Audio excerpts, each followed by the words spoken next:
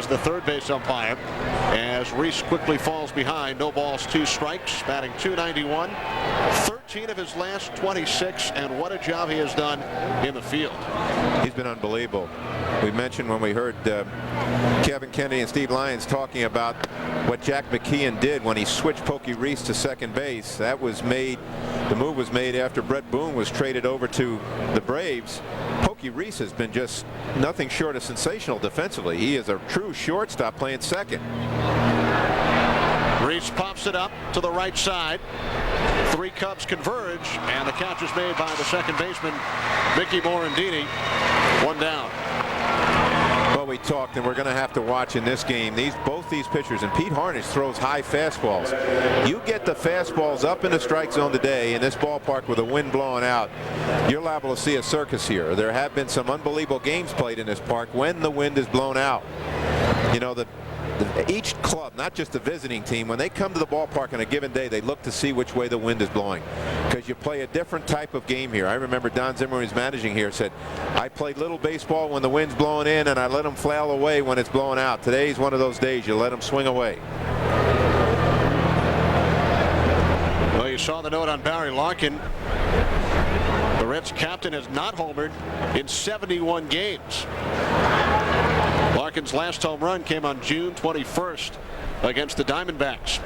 Only 1 for his last 14, and he takes a called strike, 0-1. Barry Larkin is such a great situational hitter. He does what this club needs. You see the C on his uniform shirt. That's for captain. Bounce to Gaetti at third. Gary says, look what I found, and then throws out Larkin. Now that could have been a tough play. As you saw, Gary Gaetti got the ball in his glove and it almost popped out of his glove. If that ball had taken one more hop, he doesn't get him. But here's Gary Gaetti, who's been a good ball player for a long time. See, the ball almost flips out of his glove. He's always had a great arm. As you can see, he can still get something on the ball even when he's not on the correct foot. He throws like a passer or a quarterback throwing on the run. 2 down. Farnsworth has thrown only 6 pitches and has retired Reese and Larkin. Here's Sean Casey, who did not start the last 2 days. He was not happy about it yesterday when he did not see his name on the lineup card. Chatted with manager Jack McKeon, who felt that Casey bounced back so well the last time he had 2 days off consecutively that he would try it again. Yeah, we remember that. We were doing a game up in Montreal where Hal Morris had gotten 2 base hits in his place and then fell and broke his wrist, and Casey came in and got 3 hits that night. Casey 4th in the National League. And there is base hit number 169. Well, do you think his manager knows best? Usually the managers are making the moves to help the ball club. Sometimes the players don't feel that way. They just feel all they're concerned about is their own situation. Jack McKeon has been around. He knows, and that's what a manager does. The manager has a finger on the pulse of the ball club, and he tries to put the people out there and work with the personnel he has to make them the most efficient club they can be. Jim Riggleman has had a very difficult year. This guy is a terrific manager and a super nice guy. Greg Vaughn, 4 homers his last 2 games, 6 home runs in his last 21 at-bats. 35 on the season. He hit a Padres club record 50 a year ago in helping lead San Diego to the World Series. Well, if you remember, Greg Vaughn began his career with Milwaukee, and he was a good power hitter then. He was young and he was raw and he was unselective at the plate. He couldn't handle a ball above his waist. Anything real hard he couldn't catch up to. He's changed his whole way of hitting. He starts with his bat shorter, closer to the pitcher, slowly moves it back. But he really is a presence on a club, in the clubhouse, in the dugout, on the field, obviously. Foul back, 2-2 on Vaughn with 2 outs and a runner on first. Well, this was Tuesday night, second of a twin bill.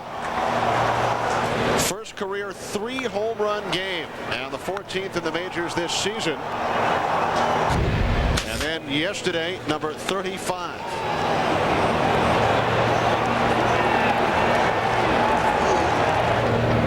The 2-2 and a line shot foul into the left field seats. We mentioned Vaughn's 3-home run game was the 14th in the majors.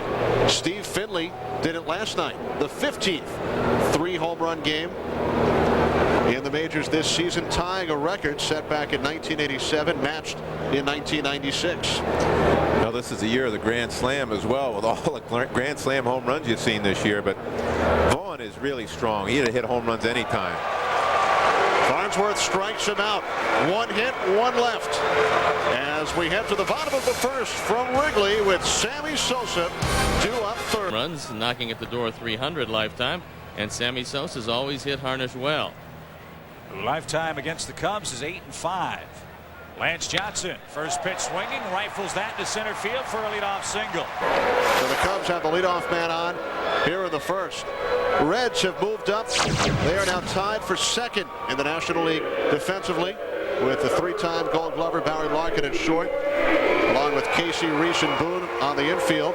Eddie Taubensee behind the plate with Greg Vaughn, Cameron, and Dimitri Young. Here's Mickey Morandini, only 6 for his last 44, batting .248 on the season. Well, as you look at this ball club, you see a club that really had an exciting year last year. They won in the playoffs to become the wild card representative in the National League. They really had a great year. It's a little bit older ball club. You've got some age on the club, and sometimes that tells, especially with injuries. And Lance Johnson at first base, who you see they're throwing over to keep close, has been one of those examples.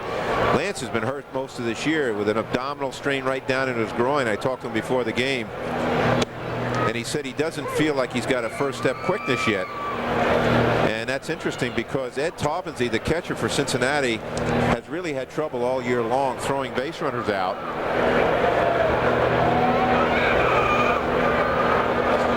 1-1 to Morandini, and a called strike, 1-2. So when you look at a base runner at first base, knowing that the catcher has had some problems historically, but Lance Johnson, normally he played for me. He was in the same outfield with Sammy Sosa with the White Sox on the other side of town in 89, 90, and 91. He has a unique way of normally setting up when he wants to try to steal. You see how he gets his arms almost like a sprinter would. And normally when you're looking at a base runner and you're trying to judge, does he have a good lead, you look at the cut of the grass. Well, this grass is cut out much farther, so you can't judge the lead by the way the grass is cut here. See the cut there? You can see out where the cut is. It's way out. It's much wider than normal ballparks.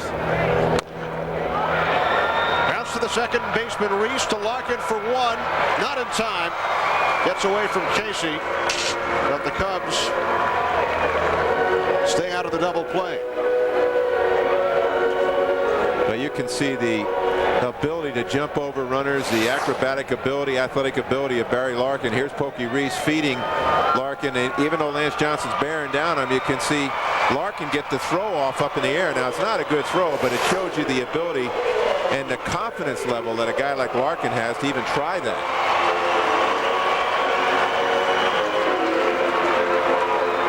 So with 1 away, Sammy Sosa steps in.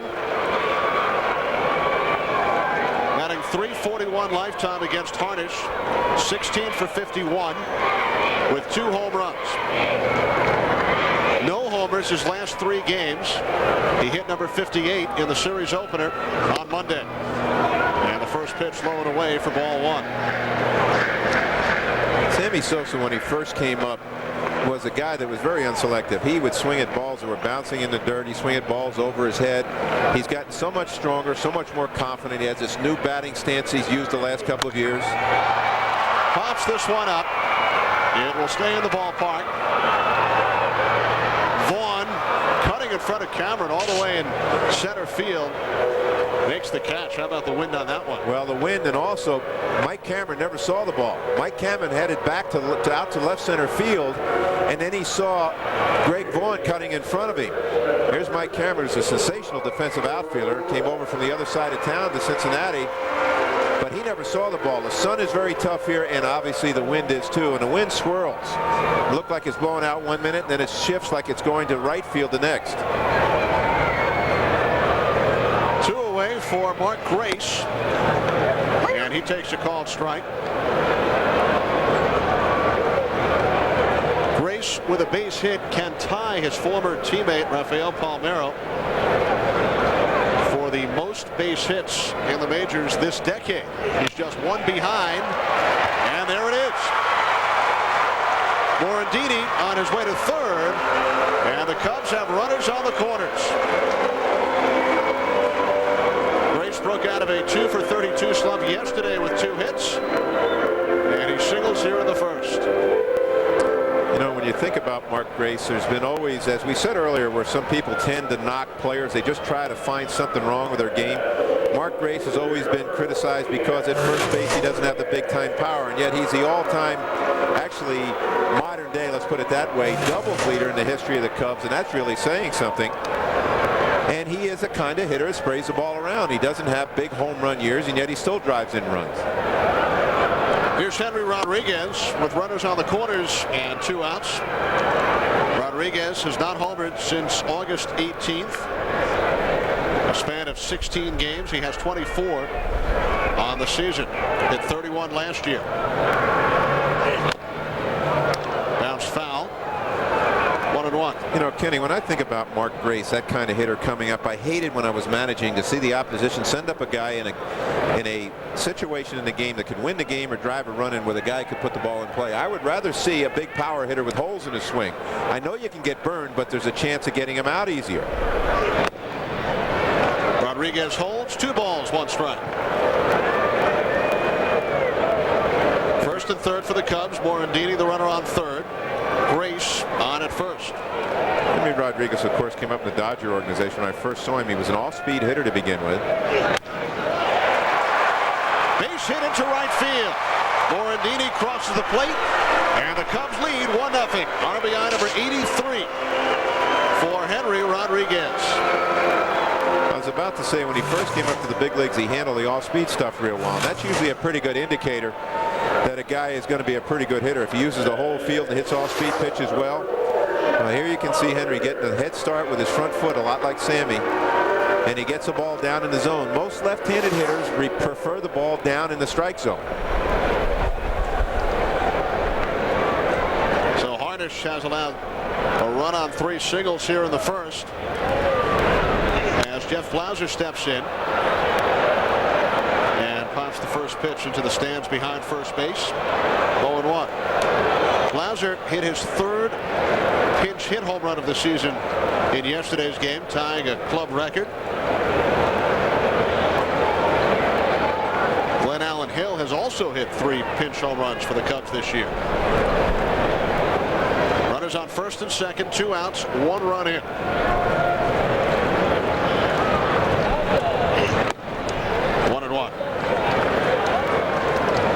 It's a shame when Jeff Blauser came over to the Cubs from the Braves for last season. He was banged up, one injury after another all last year, and the Cub fans have really not been able to see the type of player that Blauser had been with the Braves since he's been here. He's gone to the playoffs 7 times in his career. 6 times with the Braves, and last year with the Cubs against Atlanta. Did you see that? Did you see Eddie Toppensy look up? That ball hit that cable that holds the backstop up. And Blauser looks at it too, but Toppensy was about to dive into the seats to try to backhand that pop-up, and it hit the cable.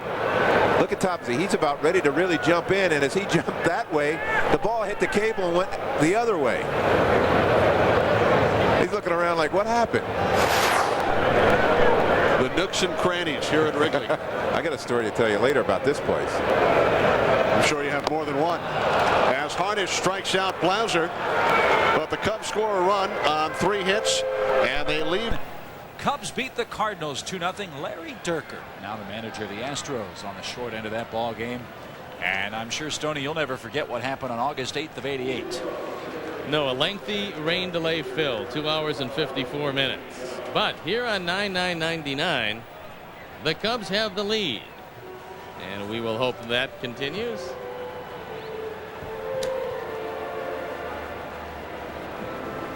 And Dmitri Young will lead things off. Young hitting .298, 11 homers, and 43 runs driven in. Kyle Farnsworth has the lead, and there's a line drive hit to left. Henry on the run. Shy of the track has it. Young retired, one down. Again, the wind blowing out rather dramatically toward right. Have not heard the official miles per hour tally before the game. 16 miles an hour out of the west. Well, let's hope we don't suffer the same fate that the Astros and Phillies are suffering, and that is wet weather. Eddie Taubensee bats now with the bases empty. A .301 hitter, 17 homers and 70 batted in. Reds have said they've got to take at least 4 out of 5 in this series to feel like they have a chance to continue their playoff run. They've won 3 of 4 in the series to this point. Ground ball, high hop, knocked down Morandini. Can't make a play. That ball had a lot of top spin and was hit like a bullet. Second Cincinnati hit.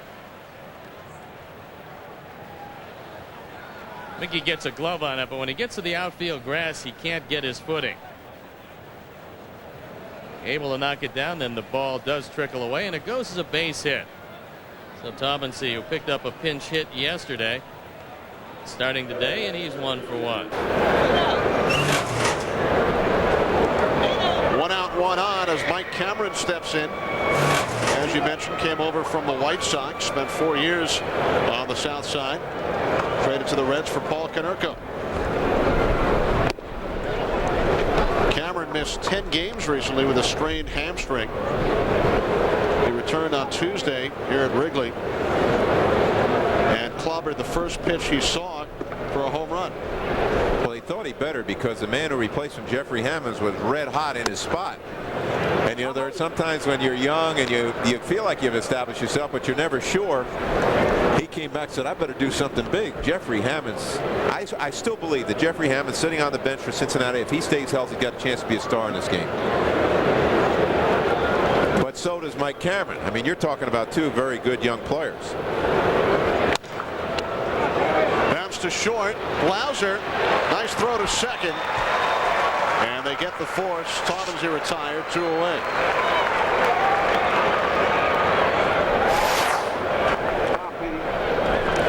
Now this is a veteran shortstop. He's under control. He knows who's running. It's Taubensee running, and they make the play at second. That's a nice play. That'd have been a difficult, really difficult play to make if you had a Blazer at first base, and of course then Blauser would have known he had to make it quicker. Cubs going with their veteran infield this afternoon. Grace with Morandini, Blauser, and Gaetti. They've started to integrate some of the youngsters into the lineup.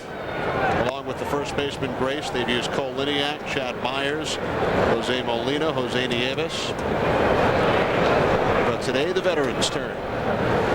I'll tell you what, if we ever could show the people what was written in the paper here yesterday about Jim Riggleman's job and about all the Cub managers who were fired preceding him, and in the article it became one of those articles that showed exactly how each one of those former managers were told that they were fired. Boy, can you imagine the thought in Riggleman's mind, all this stuff going on? He's the manager of this ball club. I was managing one time at a press conference to say I was still the manager. What does that tell you? Another nice play by Blauser, but everybody's safe. Cameron beats the throw at second. Boone is on at first. Second infield hit of the inning for the Reds. Now this would have been another nice play, but remember what we just said. The importance of the speed of the base runner makes a difference in this play. You know that Jeff Blauser knows that Cameron can fly. He's on first base. He just got a hold of him. He's going to try to backhand it, but he never got the grip on the ball. And there's Cameron beating the play into second base, but would have been a sensational play. But speed, boy, does that put pressure on the defense. So 2 on 2 out for the pitcher Pete Harnisch, who has 8 base hits this year, including a home run. In that article you mentioned, talked about 5 or 6 former Cub managers, how they found out that they were relieved of their duties. One read about it in a newspaper, one heard on the radio, one was called into the GM's office. Bounce to third. Been a nice play. You can see the veteran Gaetti with the heads-up baseball. He's just going to catch that ball and step on the base, but the ball was called foul. Yeah, that was. But when I read that article, I mean, to me, I know it's a story, and I know this club is struggling, but I do know that Jim Riggleman didn't get stupid in 1 year. He's been a good manager here. They won in exciting fashion last year. That things just broke down this year. But to have an article come out in the paper like that, guessing about somebody's job and making a, yeah, it was an interesting article, but boy, that's got to make the manager, Jim Riggleman, feel awful. And everybody says, well, that goes with the job. Yeah, it does go with the job, but it doesn't make it any easier. 2-1 on the pitcher, Pete Harnisch, with 2 on, 2 out. And the Cubs leading 1-0. Bounce to the pitcher, Farnsworth, no play. 3 infield hits here in the second inning for the Reds. Sometimes when you have little hits like this to stay in the infield, it's a credit to the pitcher's stuff. But this is interesting. This is almost like a pop-up, and yet it was chopped off the ground first. So you can see everybody having to move on this play. The thing will be in kind of no man's land over in here. And when it's up in the air, what do? Actually, the only thing you can really do is let it drop to see if it goes foul. The only problem you have is it goes foul and comes over into this area. Who knows whether you can get a good speedy Cameron heading for home. I saw Maury Will score once on a bunt from second base. He ran right around the ball and kept right on going and scored, so you had to be careful of that. But a tough luck inning for Farnsworth. He's allowed 3 infield hits. So the base is loaded for Pokey Reese, who popped out his first time up. Reese working on a 6-game hitting streak. The 0-1 from Farnsworth, missing high and away, 1-1. There were times when I was either a pitching coach or managing, and we had a guy on the mound who would have exceptional stuff, and he would get nicked like this, little dunkers and that type of thing. And you have to go out and tell him, hey, listen, don't get all upset about this, because this is really a credit to the kind of stuff you have. And if you're keeping the ball down and getting ground balls, you really can't guide them. 1-2 on Reese.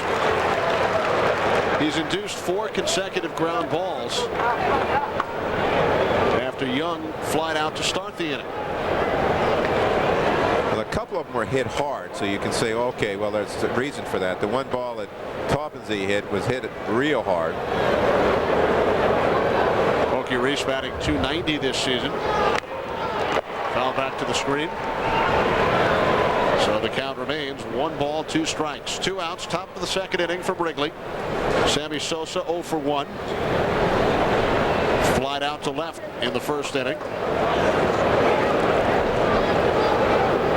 Looking at the way Farnsworth goes about pitching, he's got a little bit of a low arm angle, like maybe a low 3/4. He's got to be tough on right-handers, and he's also got good pop on his fastball. Reese fouls another one back. Farnsworth, in his last start, lost to the Dodgers on Saturday 6-0.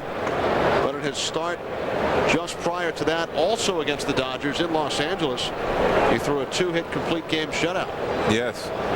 Well, you can see it's there. This guy's got good stuff, and they're going to have to be patient with him. The 1-2. And he gets Reese caught looking with the bases loaded.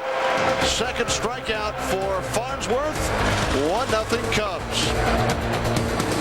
Trouble. When he went to Houston, he started out with Baltimore, and he went to Houston, he had some arm trouble. Mel Stottlemyre, who now is the Yankee pitching coach, tried to change his arm angle to take a little pressure off his arm. But one of the things that helps anytime you have a pitcher who is very deliberate and goes through the delivery slowly, he gets balance, see how he gets his knee up, but he almost stops at that position. That enables his arm time to get all the way up and over the top. See, all the guys that you have ever seen who were what we call hookers, hold the ball and hook it behind their back. Rick Sutcliffe pitched for the Cubs. Hall of Famer Don Sutton hooked the ball behind him. The way they overcame that and able to get their arm on top was to go slowly through the delivery like Harnisch does. The 2-2 line foul. If there's one thing you can teach a youngster, if you're going to work with a youngster in his pitching delivery, if he can go through his delivery very slowly, not rushing, because normally overthrowing and rushing go hand in hand, and it's a good way to hurt yourself. Cubs now full on Reed, who was claimed on waivers earlier this year from the Colorado Rockies. Reed, Gaetti, and Farnsworth for the Cubs here in the second.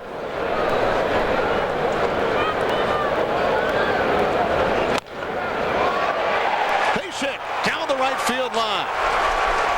Reed heading for second. A stand-up double. His 14th two-base hit of the year. Well, Jeff Reed has become a pretty good hitting catcher. If you remember, he's bounced around a little bit. Originally came up with Minnesota, but I think he found himself when he was with the Giants and started to believe in himself. And you can see him right here. He catches this ball. It's on the inner half of the plate, up just a little bit. And he pulls it inside first base. Casey makes a nice effort for the ball, and first step quickness, he made a good move toward the line, but it was hit hard and right down the line. 17 men have come to the plate in this afternoon's game. 8 have base hits. Gary Gaetti, 0-1. Gaetti batting just .208, 40 years of age. Four-time Gold Glove winner. Spent his first 9 years with the Minnesota Twins. Now in his 18th Major League season. Oh, what a great career he's had. There was some thought in baseball his career was over, that he just was finished back in the early 90s when he went over to the Angels as a free agent. He just couldn't get anything together. But obviously he's changed that. He really put his act back together again in Kansas City, and then came over and did a terrific job here last year. The latter part of the year, came over from the Cardinals.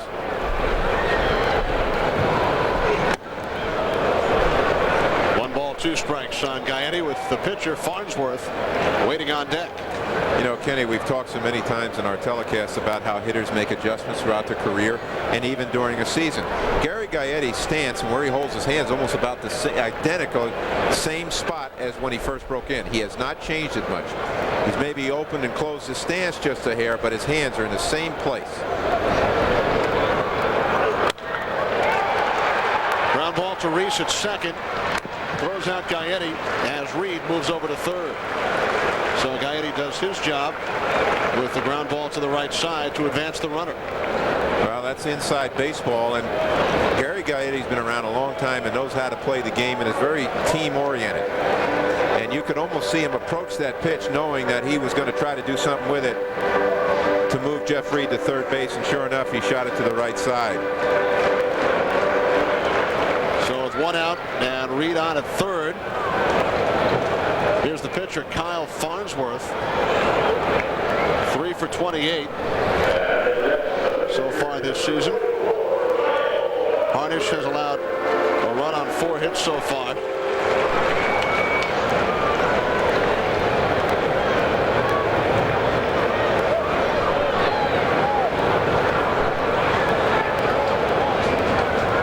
With the infield in, the suicide squeeze, and Farnsworth with the suicide bunt drives in Jeff Reed. 2-0 Chicago. Well, I was sitting here thinking this might be a spot for a squeeze, and when you take a look at it, you can see this. The runner at third base doesn't break until the leg is lifted on by Harnisch, and then the ball is bunted anywhere. Just put it in play. Don't guide it anywhere. Just get it down. And you can see how it works. Now, the key to that whole thing is when the base runner goes. He cannot go until the pitcher commits to the plate, and that's what Reed did perfectly. So the Cubs now lead 2-0 as Lance Johnson takes ball 1. Johnson singled to center in the first inning. Now 2-0. You know, when you sit in the dugout and you're the defensive manager, you got a pitcher up and they just move the runner to third and there's only 1 out, you're thinking this might be the place they'll try something, but you're saying, well, maybe they won't do it on the first one, on the first pitch, because that's the time that you might pitch out. And sure enough, Jim Riggleman put it on. I tell you, when you put that sign on, your stomach is in knots. You're just saying, just don't pitch out, because it can look so bad and it can take you out of an inning so quickly. But that was executed beautifully.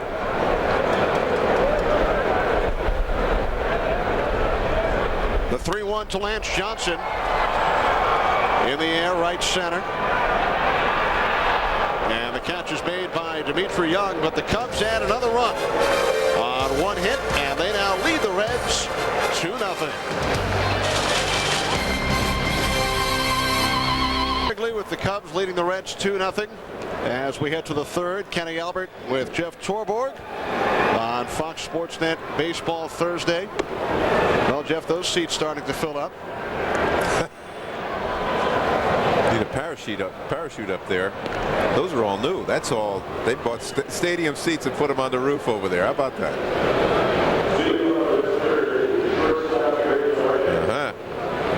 Redid that building just for this. You know, when I first broke in here, this is such a magnificent place. The PA announcer used to sit on the field. Pat Piper sat on the field right down here with a chair, and he used to announce the starting lineups from the field. And he also was the guy that took the ball to the umpire. That's how things have changed in a while. And in those early years, the Cubs drew so poorly. That was in the 60s. Even with the Dodgers coming into town, they never even opened the upper deck, so they wouldn't have to clean it. It's become a happening around here ever since. 0-2 on Barry Larkin, who grounded out to third his first time up. The Reds with 4 hits over the first 2 innings. They loaded the bases in the second, but could not score. Here's Blauser at short. Larkin now 0 for 2.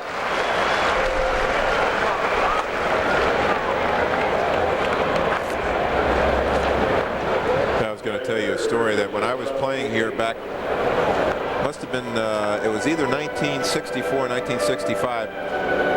The Cubs had a guy who could run bases well named Jimmy Stewart, and we had played in the minor leagues against one another, and it's kind of a challenge. He would say, okay, I'm going to try to steal a base against you. And sure enough, he takes off in this one game. I make a throw to second base and he beats, and I feel confident, you know, I just threw a good throw but didn't get him. Well, he takes off for third, and I figure, well, this is going to work out because it's a much shorter throw. And I threw a bullet down to third base, and Tommy Davis caught it. Unfortunately, Tommy Davis was playing left field.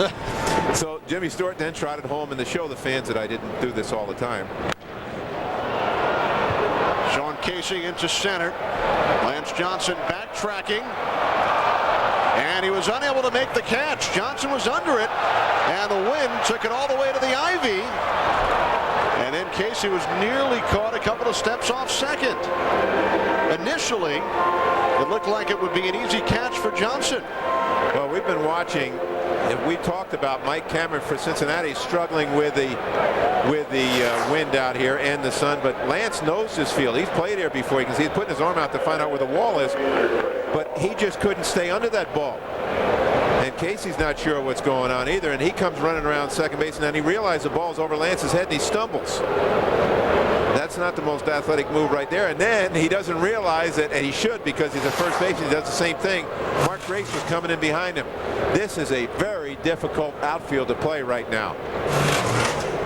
The wind is gusting, the sun is high, and Lance Johnson is an outstanding defensive outfielder. He just didn't know where that was going to come down.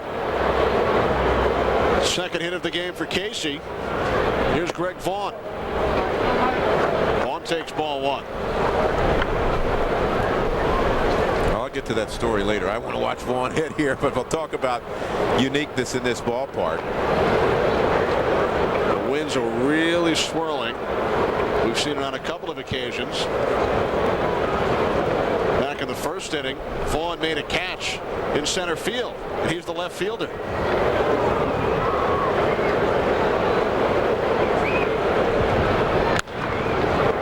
Hard grounder to the shortstop, Blauser.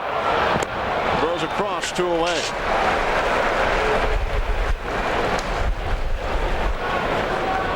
Well, Jeff, premiering this Sunday morning at 11 Eastern, 8 a.m. Pacific on Fox Sports Net. NFL This Morning with host Chris Myers, Jackie Slater, and Marv Levy as they preview the day's slate of NFL action. Check local listings. NFL This Morning on Fox Sports Net. Marv Levy, the longtime Buffalo Bills coach, a native of Chicago. I didn't realize that. I know he was a tremendous student of English literature, but I was just watching the play that Blauser just made it at shortstop. He had Sean Casey dead to rights if he had thrown the ball at third base. Very often you'd rather say, okay, we'll just take the out. But in this case, they had Casey just hung up. In fact, maybe it was so obvious that Blauser didn't even notice him. Now 2-0 to the right fielder, Dimitri Young. Well, here's the last play. Now look where the base runner is. Now you have the whole area right in here to throw, and if you throw him over here, you can get him in a rundown. It could work. But look how much time he could. He had him easily, and look at Casey was even going to hold up.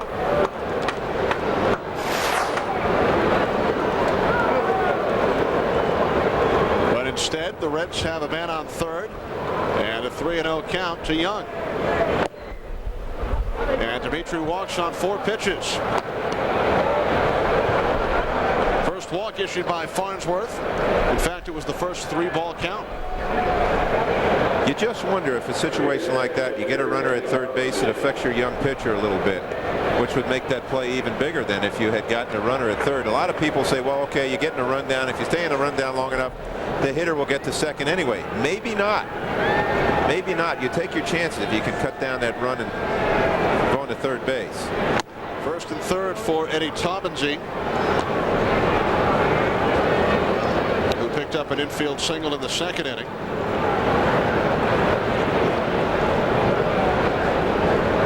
Reds with 5 hits so far over the first 2 2/3, but they trail the Cubs 2-0.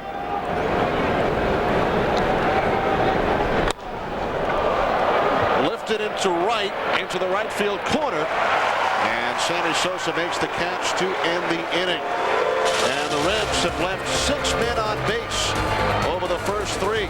Sammy will bat second for the Cubs coming up. Chicago scoring a run in the first, another run in the second, and they will send Morandini, Sosa, and Grace to the plate here in the third against Pete Harnisch, going for his 15th victory of the season.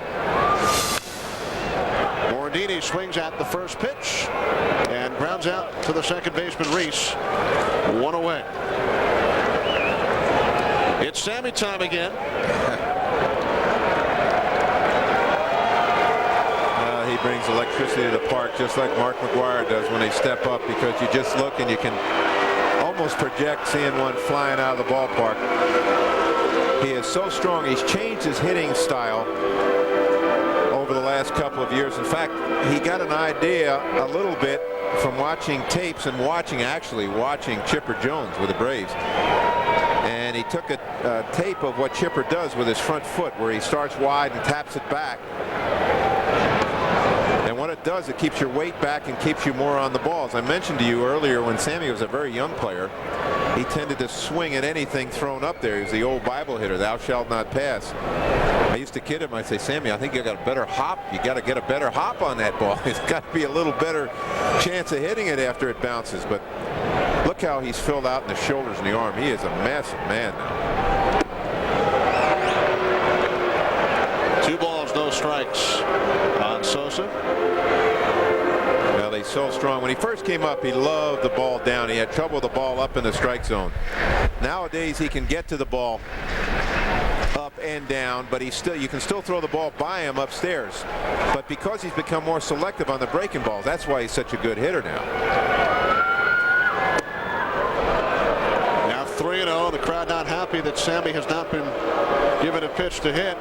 He trades cigars with Jack McKeon whenever the Cubs and Reds get together, and Sammy said yesterday, I wish I can get the cigars back. He hasn't given me anything to hit.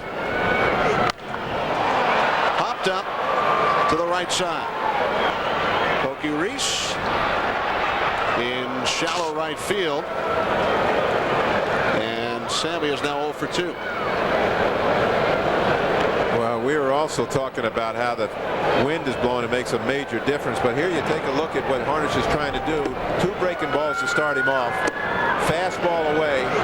And this fastball was just a little above the hitting zone. That, in a sense, was the ball that Harnisch got away with to Sammy. But it might have been just a little too high to get on top of. Here's Mark Grace, who singled to center. His first time up. Swings at the first pitch. Cameron having trouble. Grace headed towards third. as the winds continue to cause havoc in the outfield. Well, I know Mike Cameron doesn't have any confidence whatsoever today out there, because I watched the end of the last inning. He let a ball be caught by Dimitri Young. Mike Cameron's trying to get an angle to get away from the sun. See how he's trying to back up to get away from the sun? Well, now the wind catches it and takes it away from him. It's not just the wind, it's also the sun. It really is a very difficult day here. So a triple for Mark Grace, his third of the year. And he has now surpassed Rafael Palmeiro. Grace with the most hits in Major League Baseball in the 90s. Well, that's amazing to think. That's quite a statistics when you think, it's a statistic, I should say, when you think of all the good hitters that you've had in this decade. Henry Rodriguez singled in a run in the first, and Grace is well aware he would like to finish the season, this 1999 season, ahead of everybody in terms of hits this decade. He said only one guy did it in the 80s. That was Robin Yount. I want to do it in the 90s. Wow. Well, again, there's what we were talking about, Mark Grace. Sometimes Grace is not put up there with some of the outstanding power hitting first basemen that you see around the game, but he has been an outstanding hitter his entire career. Hit eight times he's hit over 300. That's really doing something, especially when you realize he doesn't have blazing speed. He doesn't get a lot of leg hits. Rodriguez into right. Dimitri Young on the warning track makes the catch. So Grace is stranded on third. 3 innings complete. 2-0 Cubs.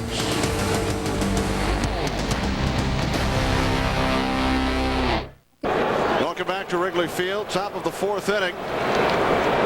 Mark Grace stranded on third following his triple to center.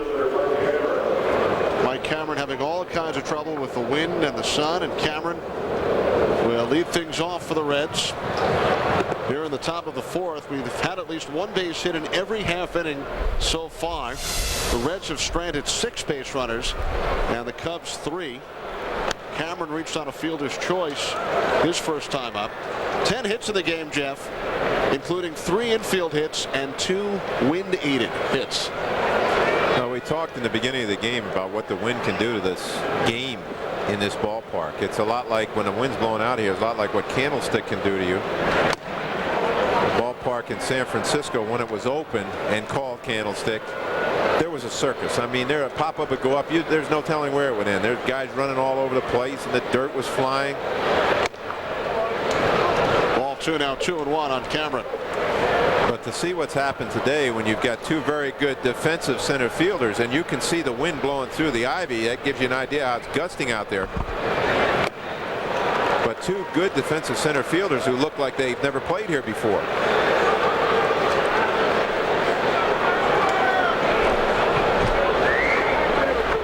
Lance Johnson. See Lance Johnson, look at, can you see the whistle? He's got a whistle on his glove there. He uses that whistle to get the attention of the other outfielders when they want to position each other. Lance doesn't have this big voice, and you can't hear him, and of course with the wind and big crowds. So he has that whistle on his glove, on the back of his glove. You can see it right there, that he will use to call to Sammy or to Rodriguez to position him. Is he the first player you saw use a whistle? I've never seen that before. Cameron goes down on strikes. 3rd strikeout for Kyle Farnsworth. Tell you what, you got to be a pretty good athlete to wear a whistle on the back of your glove, and then you reach up to catch a ball. You could knock your teeth out. Did he use the whistle when he played for you with the White Sox? No. The first year he was there, we didn't have big crowds, so we didn't have to worry about it. No, he never did. Here's Aaron Boone, who reached on an infield single, his first time up. Johnson coming on, and the other end of the glove, the whistleless open end, makes the catch.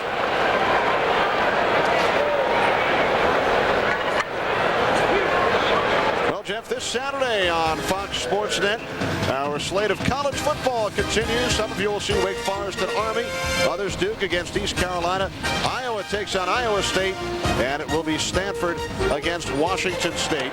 Coverage begins 12 Eastern, 9 a.m. Pacific this Saturday on Fox Sports Net.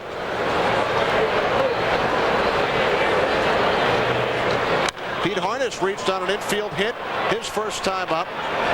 Not so on this occasion. Our first 1-2-3 inning of the game as the Cubs continue to lead by a pair.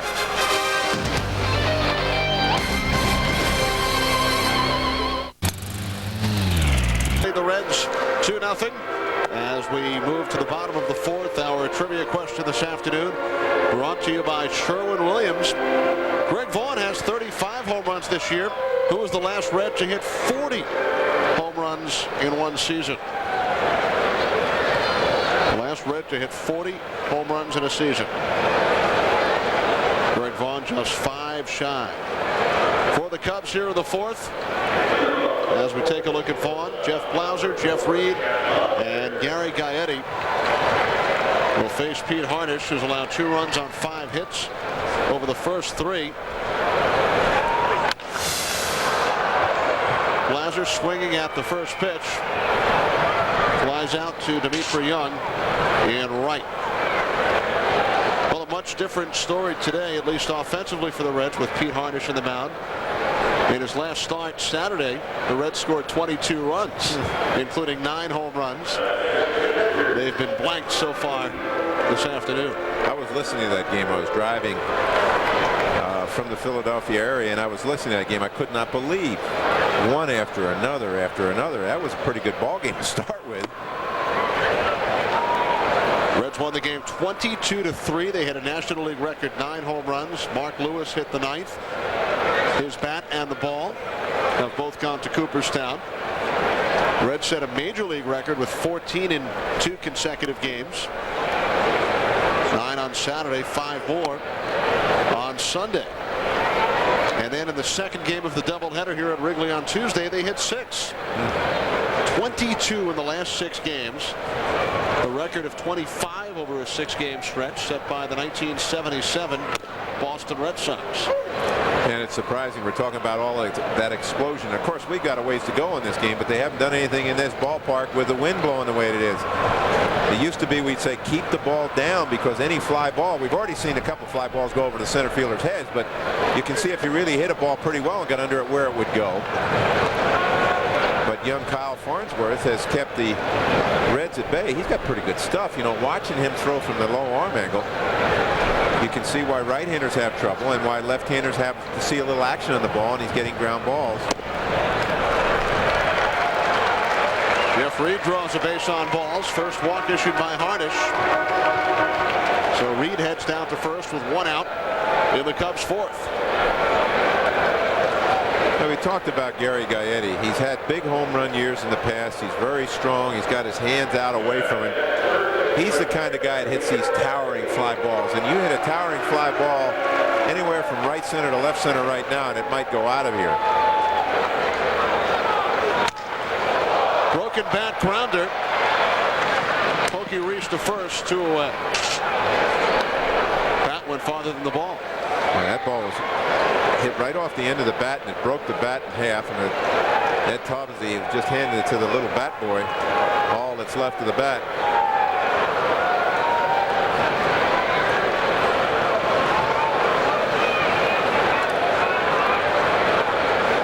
So with 2 away, the pitcher Kyle Farnsworth, who drove in a run on a squeeze bunt back in the second inning, helping his own cause. Fly ball right field.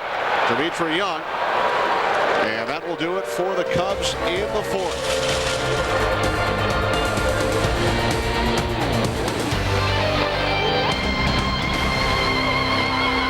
November, Hunter was diagnosed with ALS, Lou Gehrig's disease. Once again, Jim Catfish Hunter dead at the age of 53.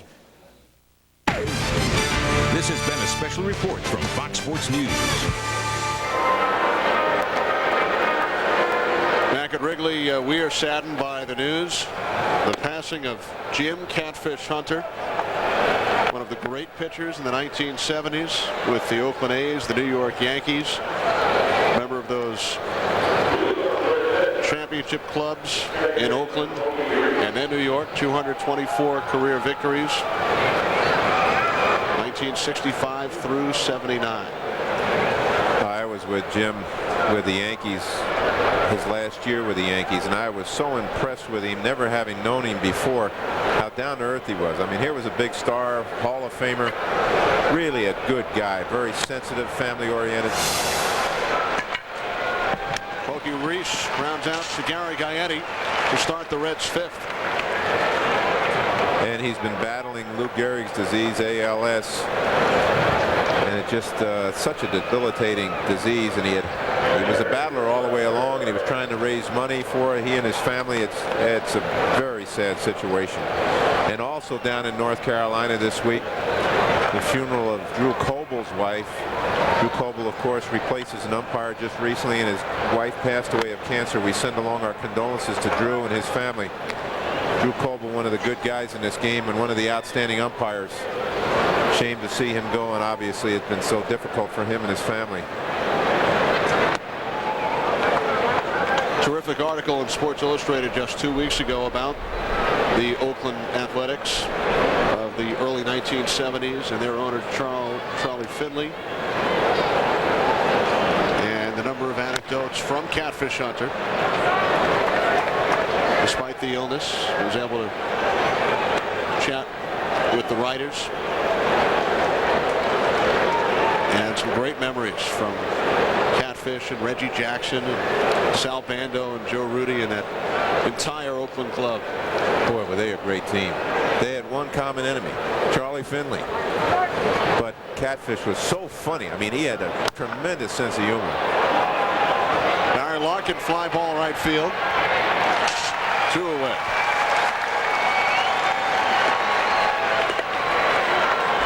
Well, Jim Rome tells it like it is on the Nightline of sports talk shows. That's what it says, Jeff, the Nightline of sports talk shows. The last word tonight at midnight on Fox Sports Net.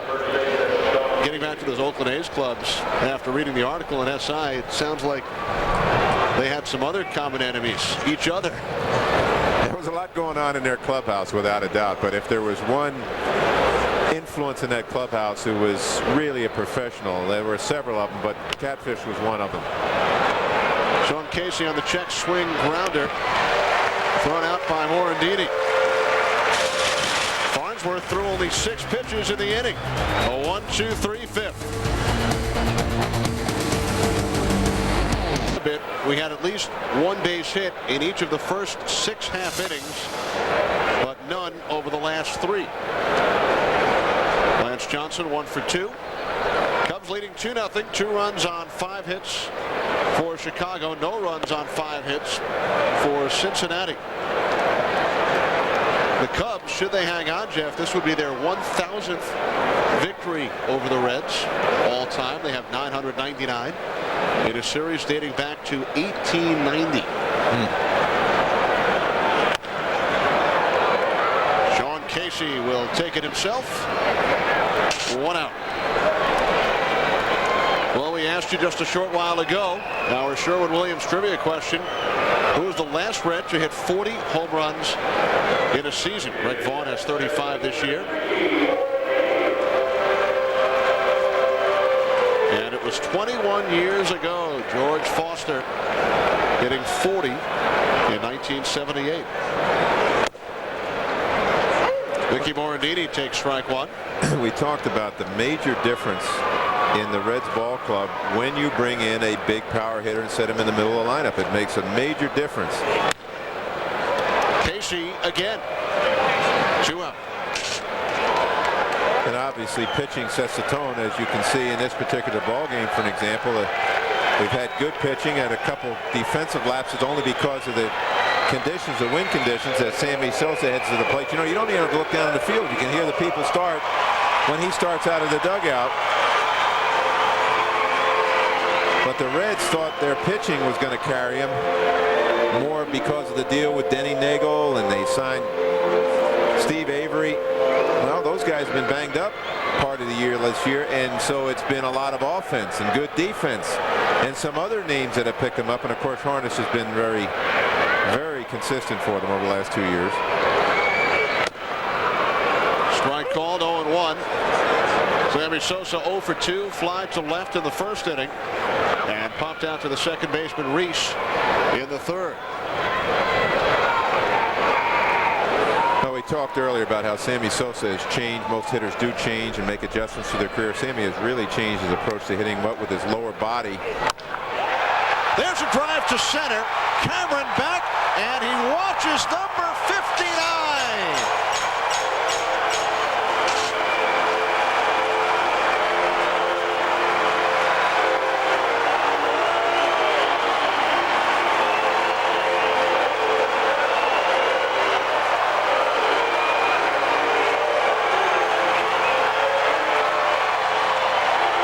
Definitely, we've talked about the wind conditions. The wind had no effect on this ball. This was a bazooka shot into the backdrop in dead center field. This was a bomb.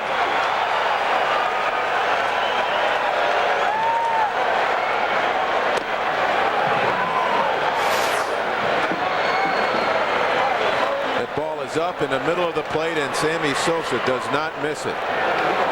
The head of the bat out and hits it. There's a backdrop center field in the bushes. The ball goes foul on the first baseline. It looks like somebody dove in the bushes to get that ball, but that was a bullet.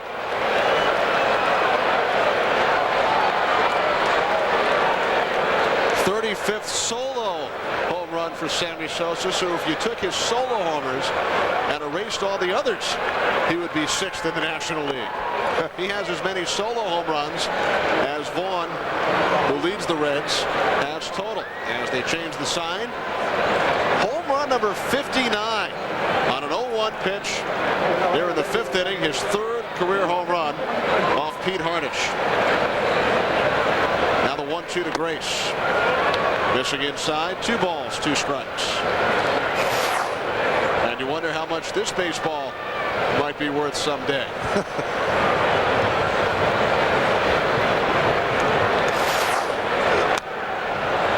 It's amazing. When you said 59, you said 59.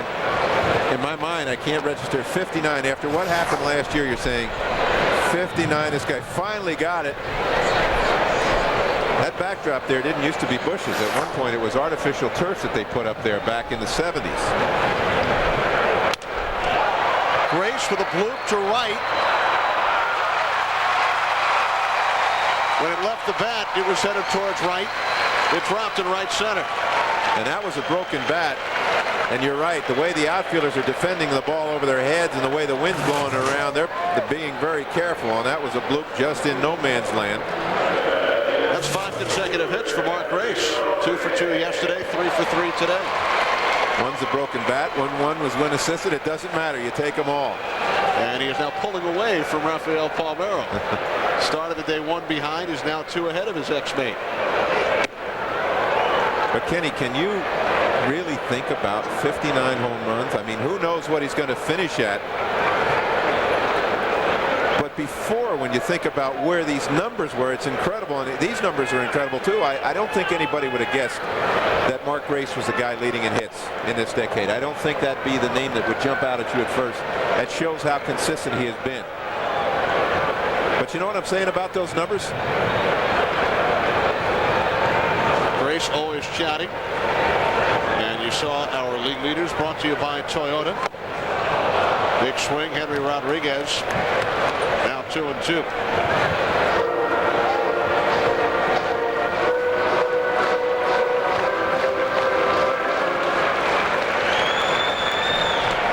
Games after today, he's got 59 already, and he's not finished.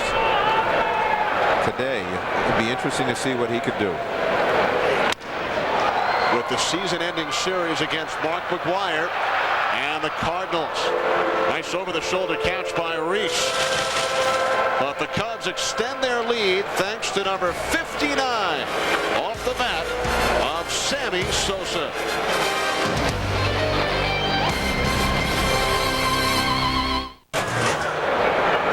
That's the interesting thing about this Cincinnati Reds ball club. They can put pressure on the defense in a lot of ways. They have so many guys in the lineup who can run. Pokey Reese, Larkin, Vaughn, Cameron, Boone. Reds have 6 base hits in the game. Only 1 clean hit to the outfield. As Dimitri Young fouls it off back behind third base. They have 4 infield hits.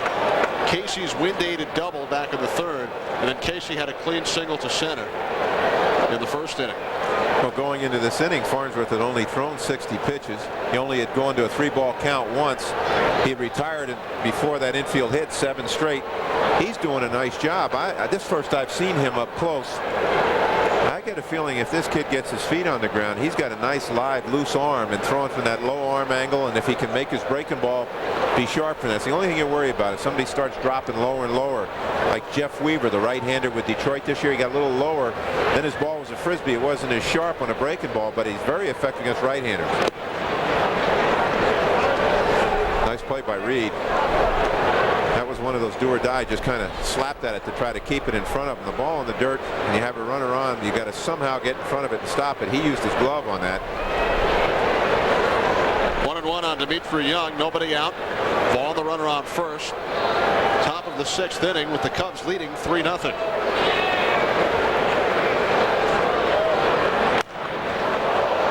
And Young with another long foul, this time down the right field line. 1-2. Does this tell you something about when you hear the term pitching sets the tone, what a pitcher can do? This is the same Reds team that we were just talking about. They're not tired from hitting all those home runs. It's because this young pitcher has put the ball where he has wanted it, and he's got a live arm. And there's still a ways to go. You know, when you're sitting in this ballpark or a small ballpark like Fenway, you as a manager used to sit there and say, oh, I can just see the roof caving in here if we're not careful. Another high bouncer. Another infield hit. The 5th of the game for the Cincinnati Reds. Incredible.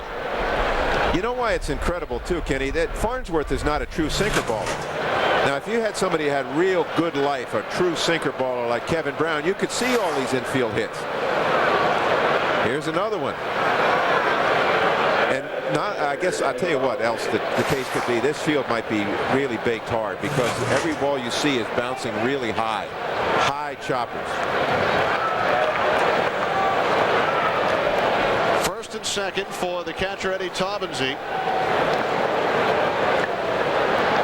7 Reds hits. 5 of them infield hits. Ball 1 to Taubensee. You talked about what Farnsworth has been able to do in shutting down the Reds so far, at least as far as the home runs are concerned. Farnsworth has allowed 25 home runs this year. Ground ball to third. Gaetti steps on third to get the force for the first out. Well, you talked about the home runs. That last pitch was a ball down and away. And there's not much. You don't drive the ball when it's down in the zone, down and away. You can see Eddie Taubensee hits the ball to third. Gaetti takes it, steps on first. And I don't know whether he lost the grip on the ball or what, because he was coming up to throw and didn't throw the ball. He too knows who the runner is, and Eddie Taubensee. I think he probably lost the grip of the ball as he was going over to touch the base. But he did get the lead runner, Vaughn. So now 1 out, first and second. Mike Cameron 0 for 2, reached on a fielder's choice and struck out. Cameron takes ball 1. Reds with the best road record in baseball. They were dubbed by one Cincinnati area writer the Big Road Machine. 45-24 away from Synergy Field. They've already won 81 games, 4 more than last year. And Jeff, we are told the odds in Las Vegas as far as winning the World Series prior to the season, 70-1. Currently 12-1. Well, they really have their work cut out for him. Houston is going ahead in that game in Philadelphia today. Ken Caminiti hit a 2-run homer. They lead 3-1. They know that Houston has really been hot lately. And when the Reds, as you see their record, that is incredible to see a road record that different. I mean, you wonder how you really can figure that part out. And the Braves have really done a job on them. It's not just Cincinnati that Atlanta's done a job on. Cincinnati has done well against the real good teams, but Jack McKeon before the game was saying today, yeah, we're playing good baseball, but look at Houston, they won't lose. And I'm sure the Mets are feeling the same way about the Braves ahead of them. And so here Cincinnati is chasing both Houston in their division, and the wild card right now are the Mets, and nobody's losing. You mentioned Houston with a 3-1 lead on the Phillies in the 8th. Strike called, full count. Shane Reynolds had a no-hitter. Broken up in the 6th by Rob Ducey, who doubled. And the Astros lead that game 3-1.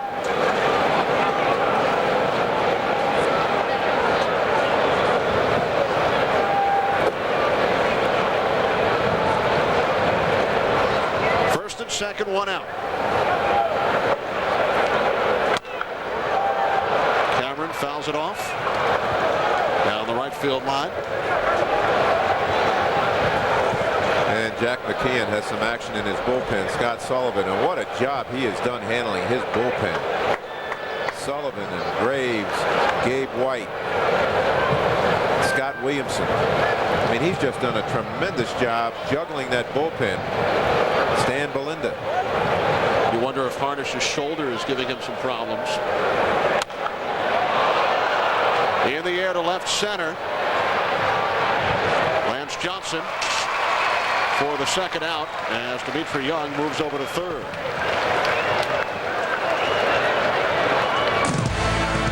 Well, premiering this Sunday morning on opening day of the National Football League season, the NFL this morning, 11 Eastern, 8 a.m. Pacific, with Chris Myers, Jackie Slater, and Marv Levy.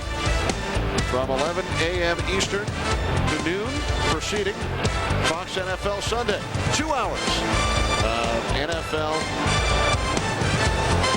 pregame action here on both Fox and Fox Sports Net. Starting on Fox Sports Net at 11 Eastern, and then on Fox Network at noon. Aaron Boone takes ball one. Boone 1 for 2 in the game this afternoon. Well, Harnisch is out on deck with 2 outs, runners on first and third. He will need surgery on the shoulder after the season, but he's battled through it. Well, he's really a tough competitor. As we said, he had problems with his arm back when he was with Houston. And of course, last year when actually it wasn't last year, 2 years ago when he was with the Mets, he cut out chewing tobacco and smokeless tobacco, and then he had a depression problem, and he's overcome all of that. But the arm has been bothering him, and he's battled right through it. Now 3 balls, no strikes, the count on Boone. With 2 outs, 2 on. And the Cubs leading 3-0. The third run coming on Sammy Sosa's 59th home run of the season. Strike called, 3-1. We talked about young Kyle Farnsworth. First 5 innings, only 1 3-ball count. He's had 2 this inning. And these middle innings are the times you, as a manager, keep an eye on a young pitcher. He's got 80 pitches, which is not a lot. Over the glove of Gaetti. Coming in to score, Dimitri Young. RBI number 62 for Aaron Boone. And the Reds have their first run. Well, there we were again. Did you see how high that ball chopped? That ball hit down in the grass and chopped way over Gaetti's head. He just missed it trying to jump on it. See, it's difficult if you get your feet messed up. You go back a little farther, you try to jump straight up, but every ball you see hitting the ground seems to be really bouncing high.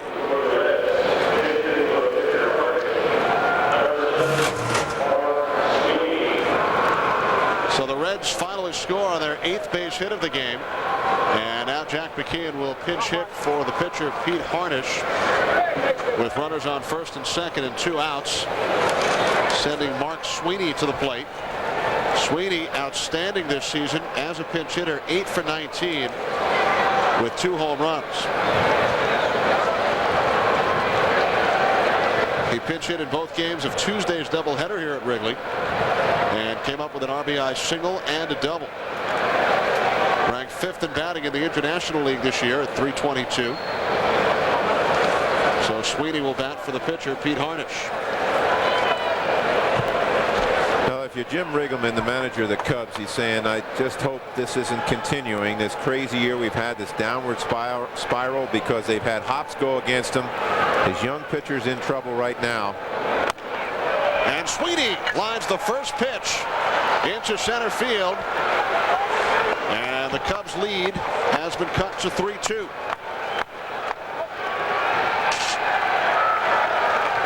Yeah, that's what I was talking about. You have a lot of chopping balls. You've got a young pitcher just really trying to establish himself in the major league level. There's nobody up in the bullpen yet. Jim Riggleman will go out and try to talk to his young pitcher and explain to him, hey, listen, your stuff has been good. You can't control what's been happening to you. It's frustrating for a young pitcher. He knows he's facing a good hitting team. He knows he's held them at bay. He knows he's made good pitches. And yet all of a sudden he's in trouble.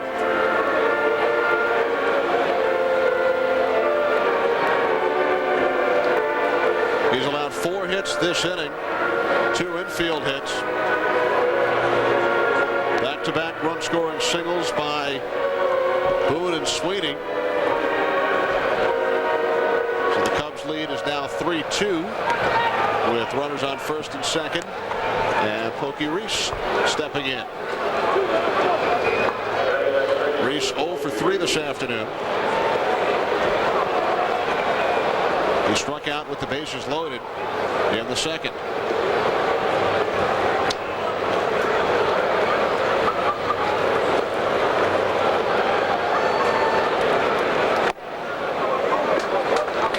Now, when Jim Riggleman went to the mound, they got the bullpen up. Had a left-hander in Felix Heredia and a right-hander is Rodney Myers. And Jim was basically doing 2 things there, just trying to settle his young pitcher down and build his confidence. You know, the one thing you look at when you see a good pinch hitter, you were talking about Sweeney, what a good job he's done pinch hitting. The great pinch hitters that I've seen in the game over the years tend to jump the first pitch. The first fastball or straight pitch they see, they'll go for it. Years ago, Smokey Burgess, Dick Lynch, Jose Morales, Manny Mota. Now Manny would go deeper in the count at times, but you make a mistake on the first pitch, they'll get you.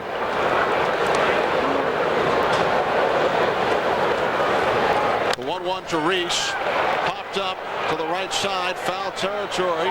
Will there be enough room for Mark Grace? No, off his glove.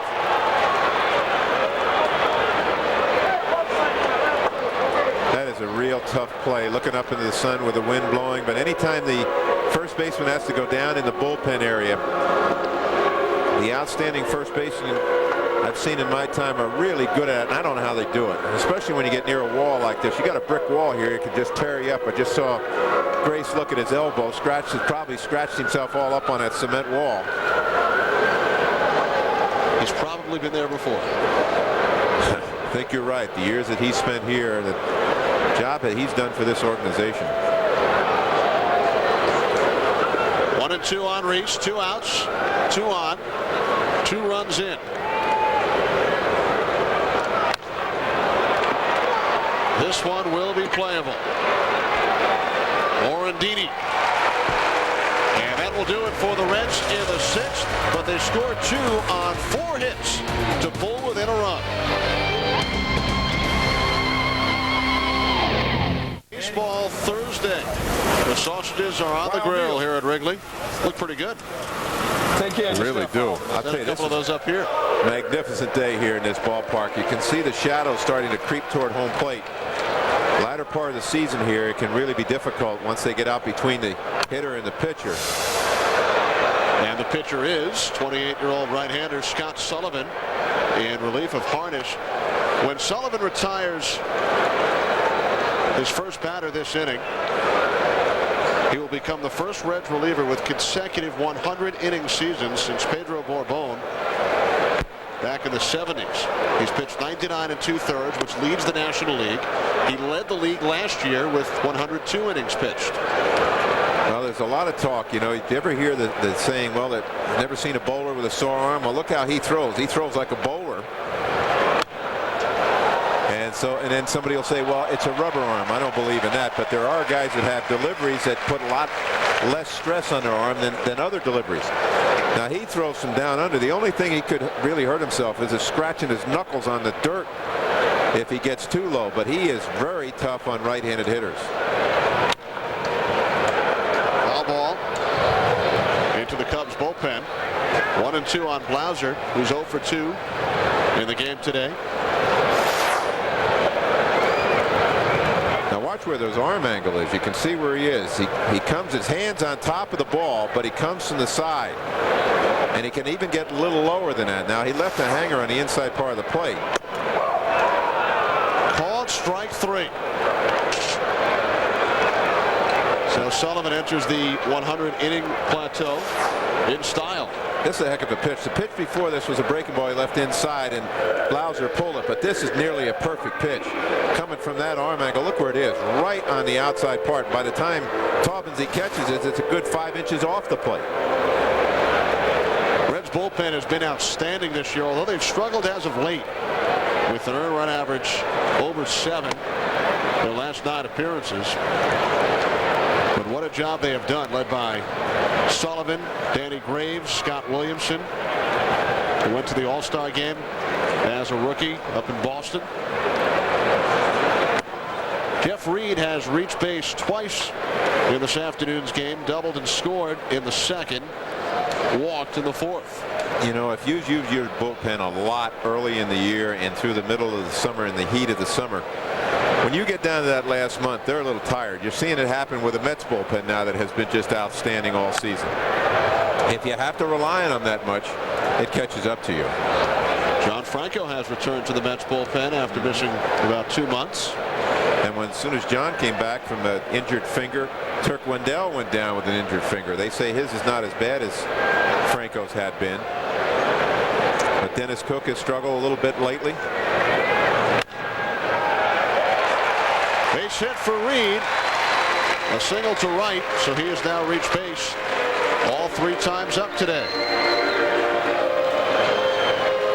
Well, speaking of the Mets, this week FX Baseball Saturday night goes Hollywood as Mike Piazza leads his playoff hopefuls into Chavez Ravine to take on the Dodgers. 10 Eastern, 7 Pacific. Mets and the Dodgers this Saturday on FX. Mets with the second best record in the National League and the second best record in their division. Boy, they're a good ball club. They are putting it all together. They are really tough. What a good defensive infield. Gary Gaetti 0 for 2. 1 out. Reed the runner on first. Again, you can look at stats and you can say, I know why this ball club's not doing well. We talked about the Cubs, 15th in batting, ERA, and fielding. You take a look at the Mets, their defense, they might set a record this year for fewest errors. They are just outstanding. They don't beat themselves. Gaetti to left. 2 out. In that same issue of Sports Illustrated with the story on Catfish Hunter and the Oakland A's of the early 1970s, the cover of that issue, the 4 Mets infielders, John Olerud, Edgardo Alfonzo, Ray Ordonez, Robin Ventura, with the caption, "Best infield ever?" ? Well, that's what we do so much in this game. Is he the best ever? Is he the best ever? It's so difficult to compare eras and teams, but they are good. In fact,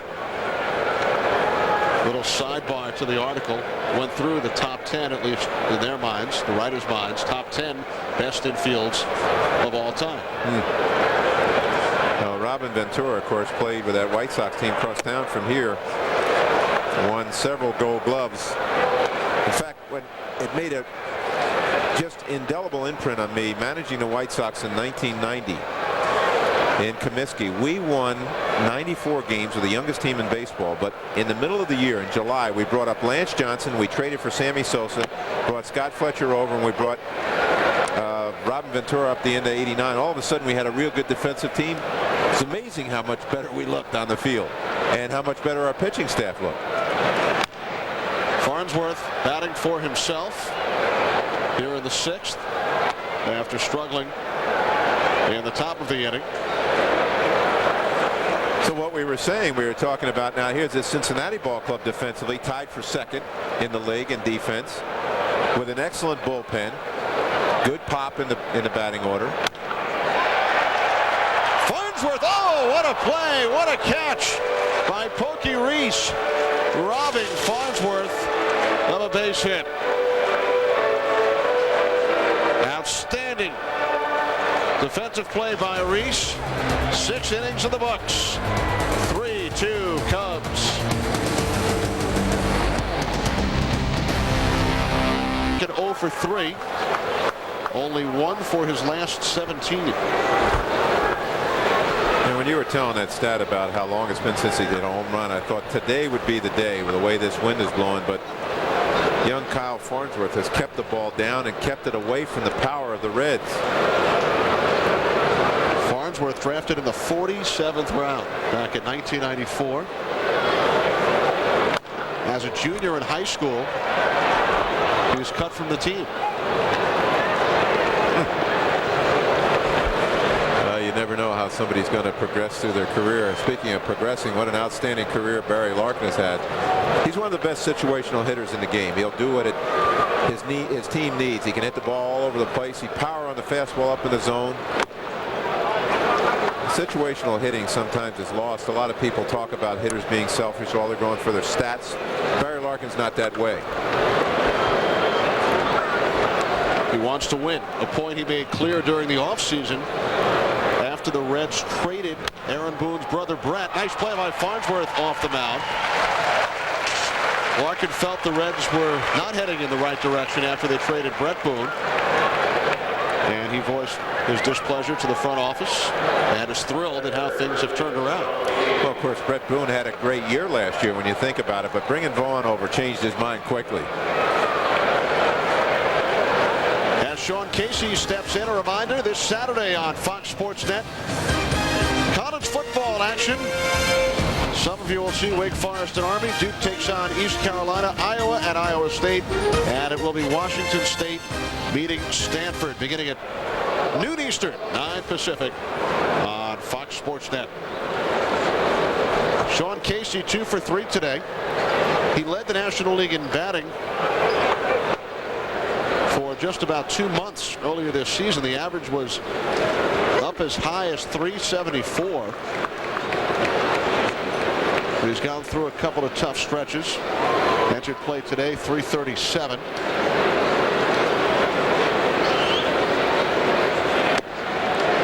Casey came over from the Cleveland Indians the day before opening day last year in exchange for Dave Burba, the pitcher who was scheduled to start opening day for the Reds.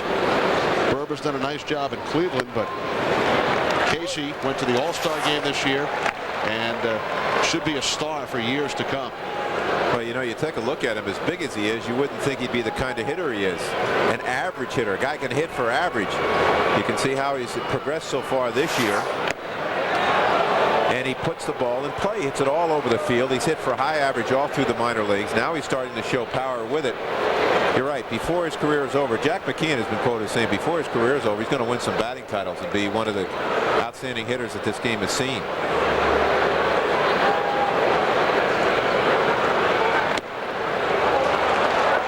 Casey heads down to first, a 1-out walk.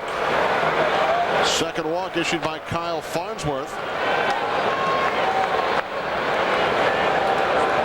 Some concern on the face of manager Jim Riggleman. Yeah, the walks, you know, you joke about it. They say on the manager's tombstone, the walks killed him. You can't defend the walk. Your defense can't help you. You walk somebody, not that he was trying to do that, but that gets the manager. Protect Authenticated goes through an extensive process to ensure the authenticity of every single one of their autographed items. If you have an autographed item at home that's not authenticated, it's not worth the paper that it's written on. Enjoy Athletic, the exclusive makers of NFL Players Inc. apparel. Wear what the pros wear off the field. NFL Players Inc. apparel brought to you by Joy Athletic. Ask for it by name. Welcome back to NFL Players Fantasy Football. And speaking of fantasy football, you're listening to all these great tips and insight that James and I have for you. Play our game. NFL Players Fantasy Football is the official game of the NFL. His 5th home run in the last 3 games.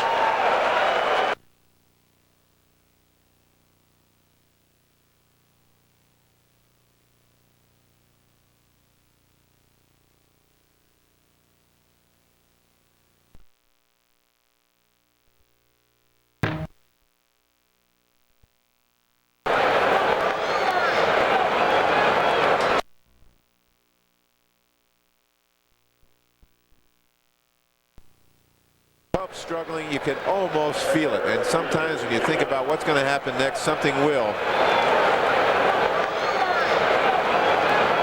So on Farnsworth's 99th pitch of the game, he gives up the big one. And the Cubs, who led 3-0, now trail 4-3. Dimitri Young with the ground ball to Morandini at second for the second out. Greg Vaughn, in his last 25 at-bats, has hit 7 home runs. 7 in the last 7 games. What a pace. We talked so much, too, when we were looking at mechanics. As you can see, Jim Riggleman not very happy. Obviously, you know, when you're struggling the way the Cubs are, you just keep watching one thing or another. And that wind now has shifted. Unfortunately, the wind might have shifted a little too late, because it's starting to blow in toward the red dugout, but Vaughn's strong enough where it really didn't matter very much. So Cincinnati has grabbed the lead 4-3. We're in the top half of the 7th inning. Mike Cameron, the hitter. He is 0 for 3 today. The Reds now with 23 home runs in their last 7 games. Well, Kyle had done such a good job of keeping the ball in the ballpark. That's the 26th he's given up. And they will go home with these Reds. They'll try to fatten up on the Marlins for 4. Then they'll welcome us to town Tuesday, Wednesday, and Thursday. He made great pitches. This is a learning experience for the young pitcher, and it's also a character check. See, he's still making the good pitches. He's not missing right up in the zone, like kind of giving up. He just missed low and away. He's got good stuff. I'll tell you what, I have a feeling, watching the way this kid pitches, another couple of years he's going to be a very fine pitcher at the major league level. 3-0 on Cameron. Toppinsie the runner on first, 2 outs. Strike called, 3-1. The home run allowed by Farnsworth, also the 194th against the Cubs, extending the team record, most home runs they have ever allowed in one season. Cubs have used 25 pitchers this year, 10 left-handers, both club records,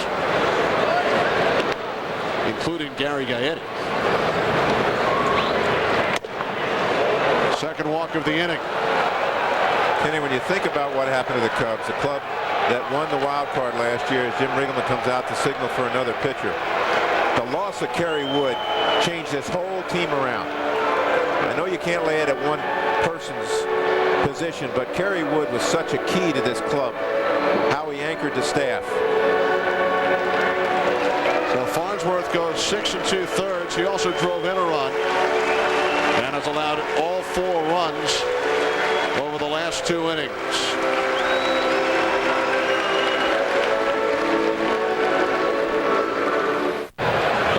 Runs per game, 6 in all. So as Farnsworth scratches his head, the newest member of the Cubs pitching staff, Bobby Ayala, who was released by Montreal in late August, signed 6 days ago by the Cubs, and he is not allowed a hit or a run in 3 appearances so far, spanning 4 innings. Facing Aaron Boone with 2 outs, 2 on.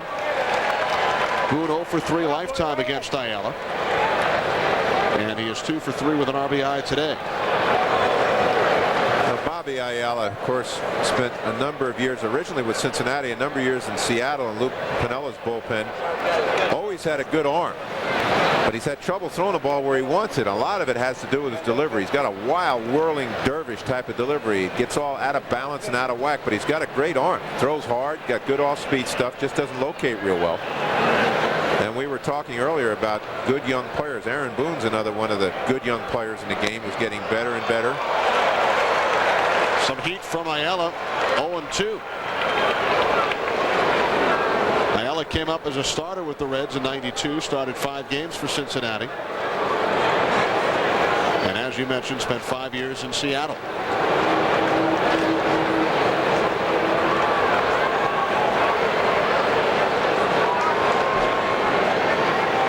The 0-2, 1 ball, 2 strikes. We were talking about delivery earlier in the game, the kind of delivery that Harnisch had where it was under control. Ayala's the other example. He just is, he grabs the ball and he comes at you as hard as he can.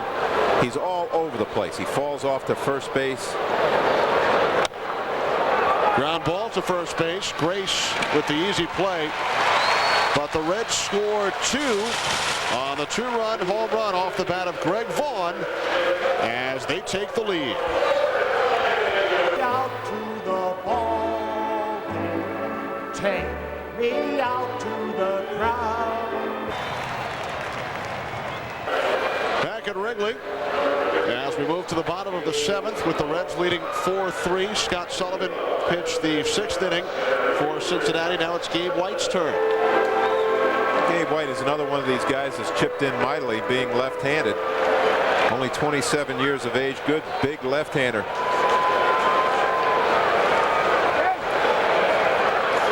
And White will face the top of the order. Lance Johnson, Mickey Morandini, and Sammy Sosa. Lance Johnson 1 for 3 in the game.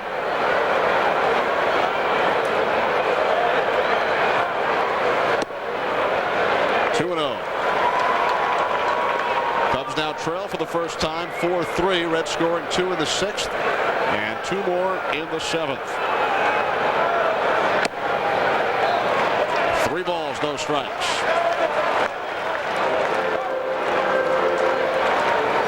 I like to see balance when you set up a bullpen, balance left and right if you can. The Reds have 3 good left-handers coming out of the pen. And Lance Johnson walks on 4 pitches. Our game summary brought to you by Fram. Sammy Sosa, who is now on deck, hit his 59th back in the 5th inning. Reds with 11 hits, 5 infield hits. Greg Vaughn, his 36th home run. And the Cubs pitchers allow yet another home run, extending their team record. Jack McKeon, we're talking about balance. You bring left-handers in to face left-handed hitters with both Lance Johnson and Mickey Morandini at top of the order in front of Sammy, and then what do? They walk the first guy. Morandini, ground ball to the shortstop Larkin, over to Reese for 1, double play, 6-4-3. As Morandini is now 0 for 6 lifetime against White, and that is exactly why Jack McKeon brought him into the game. Well, I no sooner got out of my mouth about walking a guy when he gets a double play ball, and boy is that big when you think about it with Sammy Sosa coming to the plate. You never want Sosa hitting with anybody on if you can help it, if you're the opposition. Don Gullett going out to talk to the umpire, which usually means a double switch. Brett Boone is now leaving the field. Excuse me, Aaron Boone. I'll get the Boone straight. 3 generations of them. At least you didn't say Bob. That's right. But Ray, the grandfather, all-star is all right. Mark Lewis will be the new 3rd baseman. And we'll return to Wrigley in just a moment. Sosa 1 for 3, hit his 59th home run of the season to straightaway center in the 5th inning. Nobody has ever hit 60 back-to-back seasons. 2-1. Sosa has faced Williamson only once before.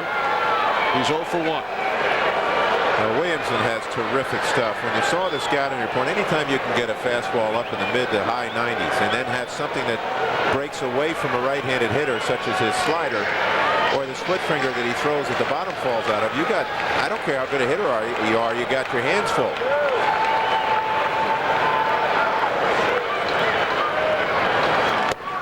Well outside, 3 balls, 1 strike.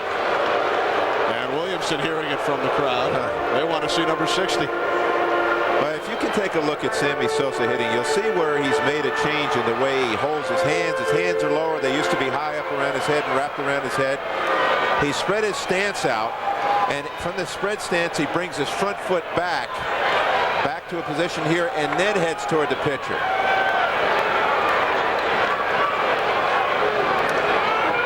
The 3-1 pitch. 3 balls, 2 strikes. Wow, did you see how hard? I'm not so sure how hard this ball was, but you saw the puff of dust come out of the catcher's glove. And we heard it. And you could hear it up here. There aren't too many people to catch up to anything that high. That was above the strike zone. Sammy was trying to get started early. You don't have much time to make a decision on where the ball's going. Mano a mano. Williamson against Sosa. Full count, 2 outs.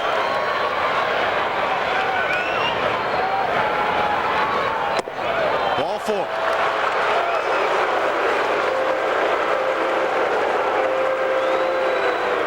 Williamson was not going to give Sosa anything to hit. Well, it makes sense. They did the right thing. They started him out with breaking stuff, then a hard fastball, and then another breaking ball. And now they're behind a 3-1, and this was I mean, here it is, hit it, and then another breaking ball. So they were being smart. Now, Sammy in the old days would steal the base now. He's got 7 stolen bases. He doesn't run as much as he once did. He's also been caught 7 times. Mark Grace, 3 for 3. Takes strike 1. 5 consecutive hits for Grace after a 2 for 32 slump. 2 singles and a triple in today's game. Reds leading the Cubs 4-3. 2 out, 1 on. Grace holds for ball 1. Scott Williamson, the 4th Reds pitcher. A no decision for the starter, Pete Harnisch, who allowed 3 runs on 7 hits through 5. Scott Sullivan pitched a scoreless 6th. Gabe White faced the first 2 batters here in the 7th. And now Williamson. 2-1. Well, when you see somebody throw from a low arm angle and you're right-handed, that means they're going to be a little vulnerable unless they got a real tremendous sinker to left-handed hitters. And Scott Williamson has been so effective against everybody basically, but if there is a weak point, it's against the left-handed hitter, because he doesn't have that breaking ball to move away from the left-hander that he does to right-handers. And also that low arm angle doesn't fool left-handers as much as it does a right-hander. They can pick the ball up better.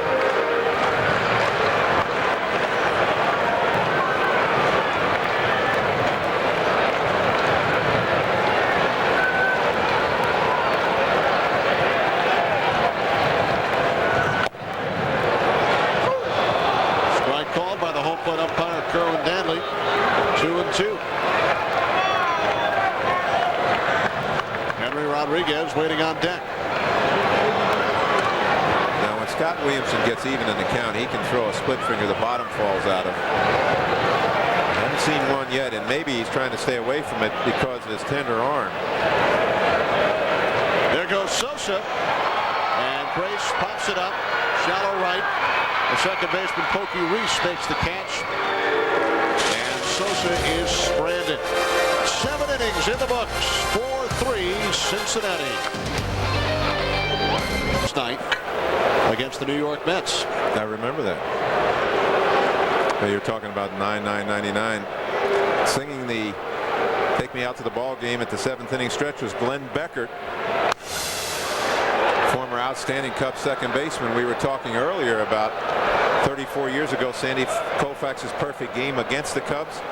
Glenn Becker's first at bat, he hit a screaming line drive down the left field line, and it missed the foul line by, I bet, an inch at the most.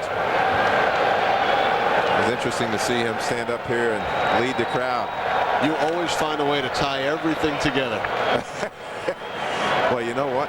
We could pull a name out of a hat, and you would find some connection to either these two clubs or somebody else who's in the ballpark or something that happened on this date. You know what it does, though? It shows your age.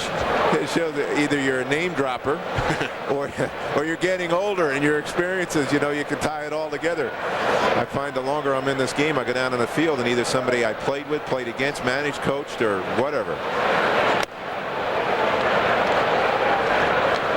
Mark Lewis batting for the first time. Lewis hit the 9th home run for the Reds on Saturday night in Philly, setting the new record. You were 23 when you caught the perfect game. Boy, and I thought I was so smart, you know, catching that game. When I realized it had a lot to do with the pitcher. In fact, almost all to do with the pitcher. Lewis goes down on strikes. First strikeout for Bobby Ayala. This week on the Fox Saturday Baseball Game of the Week, two rivals clash as the Red Sox take on the Yankees, plus other regional action. It all starts within the zone on your local Fox station. And Jeff, your partner, Chip Carey, in the next booth, working the game for the Cubs. And you guys will be in Houston. Yes, we follow him down there. It should be a heck of a game. Lima. Nice play by Gaiani. And he throws out Reese. Jose now 0 for 5. Excuse me, going for his 20th win. But you talk about, there's Chip Carey. You talk about third base being a hot corner. Whoop, here's a one-hopper, and that's self-defense right there, but nice play. Gary's played it very well for a long number of years. So Jeff, Pokey Reese 0 for 5. Barry Larkin, who's at the plate right now, 0 for 4. So the top two men in the Reds batting order, a combined 0 for 9. Larkin takes a strike. And yet their club is winning. You know, clubs, when they're having good years, find ways to win. Somebody in your order will pick somebody else up. Of course, when you're able to hit the long ball, that can pick a club up quickly, obviously. And the difference so far, Greg Vaughn's 36th. Blauser with the backhand stab at it. Now, do we call that an infield hit? It rolled onto the grass and left. Yeah, I think so. So that is the 6th infield hit of the game for the Cincinnati Reds. Lawson takes a nice shot at this ball back. As even if he comes up with this ball, he's not going to throw out Barry Larkin, who can still run. Riggleman making his way to the mound. Sean Casey due up. And Riggleman will make a change. With 2 outs in the top of the 8th inning. And Felix Heredia will be the new Cubs pitcher.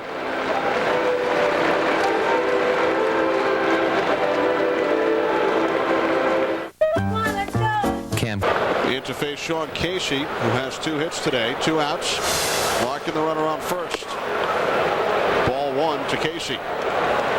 Reds scored 2 in the 6th. RBI singles by Aaron Boone and the pinch hitter Mark Sweeney. And then a 2-run home run off the bat of Greg Vaughn in the 7th to give the Reds the lead.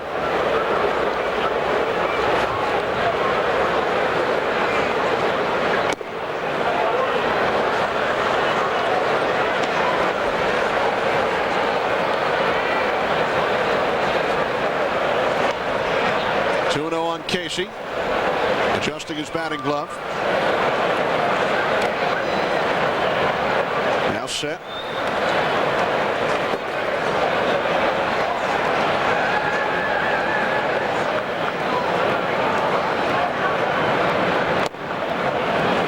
Three balls, no strikes. We talked about Casey being 6'4", 225 pounds. You don't think of a guy like that as being the type of hitter that shoots the ball around the whole ballpark. You think of that guy as being more of a big pull hitter because he doesn't run real well. Not this kid. He uses the whole field. Very selective as a hitter. Looks for the pitches he wants. He's very advanced thinking type of hitter for a guy that's only in his second year in the major leagues. Great attitude. Boy, does he have his head on straight about what's important in life.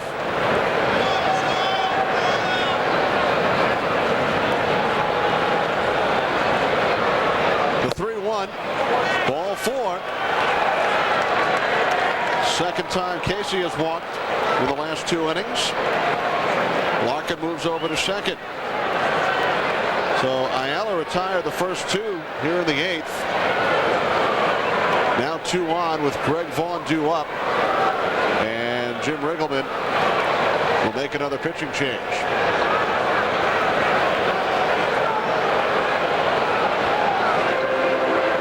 And he will also make a double switch as Manny Alexander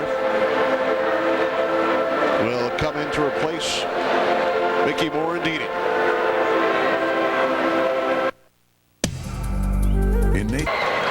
Reds leading the Cubs 4-3, and the Reds threatening here in the 8th with 2 on. Rodney Myers is the new Cubs pitcher, and Manny Alexander comes in to play second base. Best laid plans. You know when things aren't working for you as a manager, you bring a left-hander in to face a left-hander and he walks him. He can't get a breaking ball where he wants it. You have to change and go right, trying to play the percentages. Greg Vaughn, 5 home runs in his last 3 games, 3 on Tuesday in the second of the DH.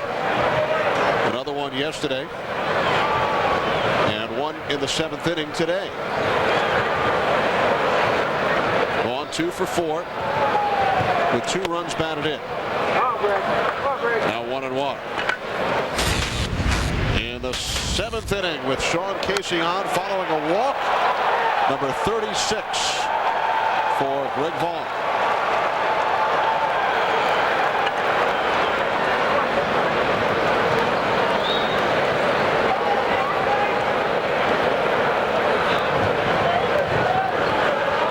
About how these hitters make adjustments all the time, and Greg Vaughn changing the way he has hit over the years, and more recently evolved into his type of approach he's hitting now with his hands close to his body.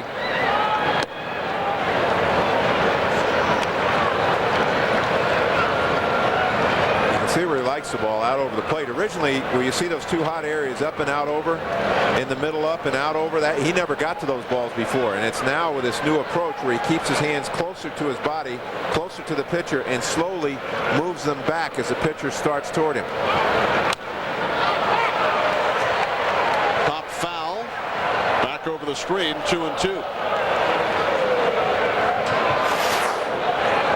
Now here's what we're talking about. He starts with his hands right here, and he slowly moves them back, and it keeps this front shoulder in. And he's got that little short, that swing that he has is very short, and he doesn't release with his top hand, so it makes that little short arc. The count is now full. 3 balls, 2 strikes on Vaughn with 2 outs. Runners on first and second, and the Reds leading by a run.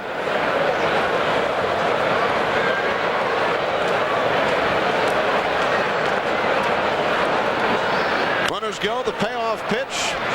Gaetti, no play at second because the runners were on the move, but he gets the out at first. So the Reds strand 2 more. They've left 12 men on base this afternoon. Sammy Sosa, home run number 59, back in the 5th inning. Sosa 1 for 3 with a walk. Cubs scoring their other runs in the 1st and the 2nd. They talked about Henry Rodriguez. He really stepped it up a couple of years ago in Montreal as a power hitter. He really hit the ball a long way to center and right center. Prefers the ball down, as we saw earlier in the game. Ed Montague at third base was asked to check whether that was a check swing or not, and he just kind of waved to everybody. Montague, the crew chief. This crew lost Bob Davidson last Thursday, one of the 22 umpires whose resignations were accepted. Base hit into right field. Second hit of the day for Rodriguez. A leadoff single in the 8th.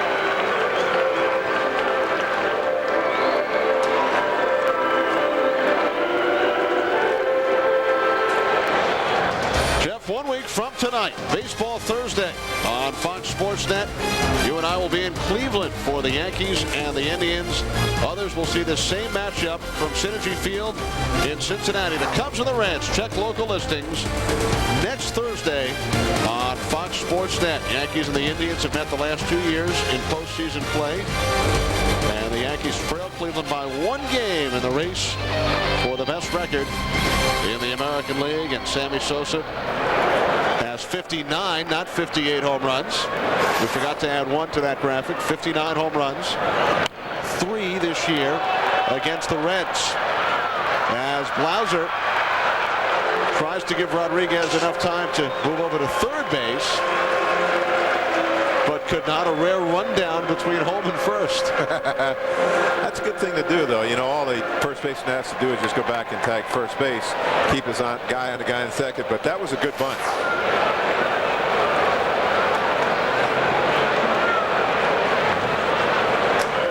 Blauser heading back towards home. It's actually a pinch runner running for Rodriguez. Bo Porter is the pinch runner for the Cubs. Now out at second with 1 out in the 8th. There's Porter.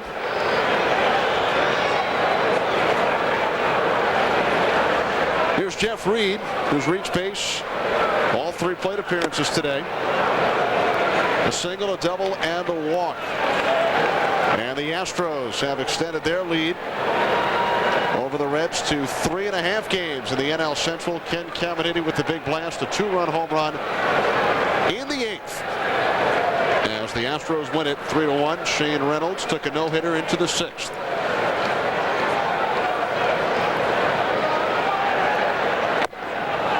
Reed takes a ball, 1-1. You talk as you look around baseball at some of the great years that players are having, and you realize the great character and leadership on certain ball clubs.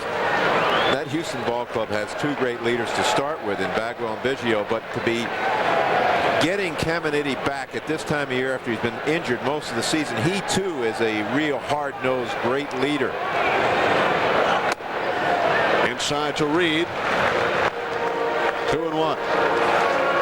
So obviously you got Cincinnati talking about Houston won't lose, they can't catch him, and I'm sure Houston's saying the same about Cincinnati. Those guys won't go away.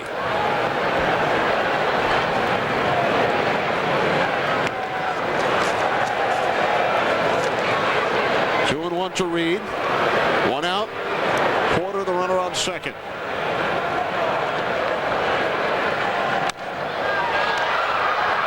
Foul back. 2-2.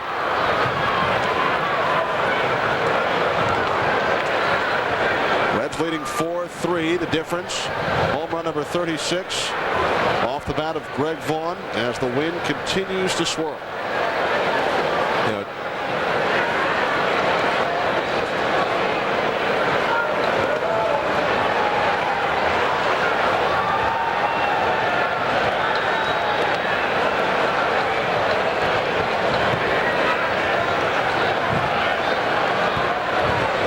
from Williamson.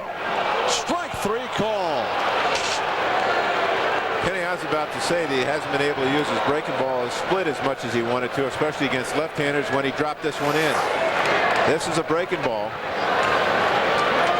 And he throws it from the middle in, as you can see, and he catches it, Reed, by surprise, thinking that ball is going to continue to break in. That ball goes down.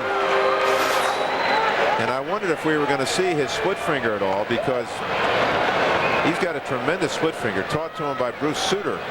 Bruce Sutter's son was Williamson's catcher in college at Tulane before he transferred to Oklahoma State. Strike 1, says first base umpire Jim Wolf. So now you get Williamson in a situation where he's much more comfortable facing a right-handed hitter, where he can use that big sidewinding breaking ball he's got too.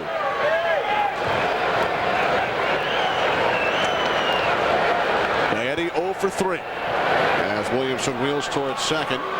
Cubs only 1 for 6 today with runners in scoring position. Bo Porter, the pinch runner, who stole 50 bases in the minors last year, is the runner on second.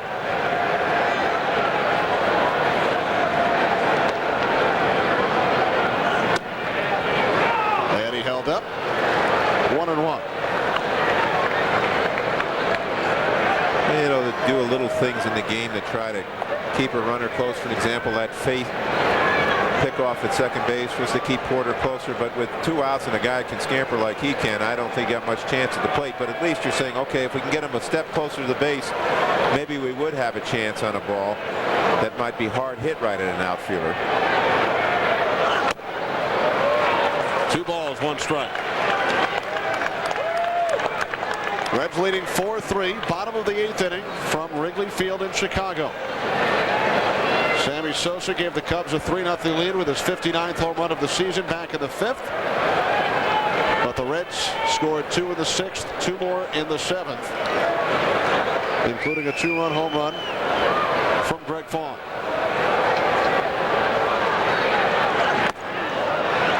Now 3-1 on Gaetti. Manny Alexander is on deck.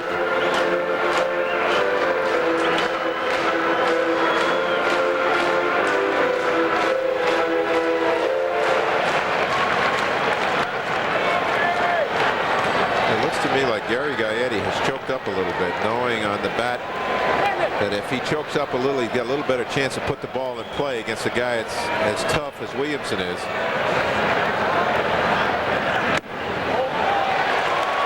Gaetti held again, ball 4. So now the Cubs have runners on first and second with 2 outs. Second walk issued by Williamson. And now a pinch runner for Gaetti, Chad Myers.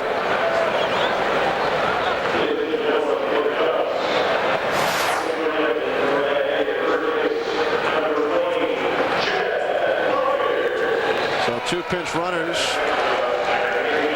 used here with Jim Ergler in the roster. The rosters have expanded, so more players are available for the managers to use. Had 9 extra players on the bench for today's game as Riggleman makes the changes on his lineup card. Boy, is that nice for you. It's nice for game conditions. It's not so nice in preparation for a game because there's not enough room for everybody to take batting practice unless you come out at an hour and a half early. But it's nice for the manager to be able to use pinch runners and have an extra couple arms in the bullpen. And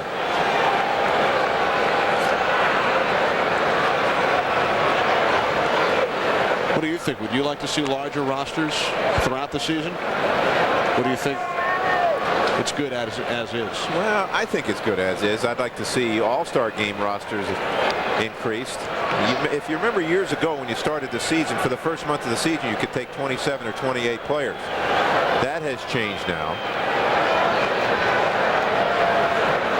Manny Alexander batting for the first time.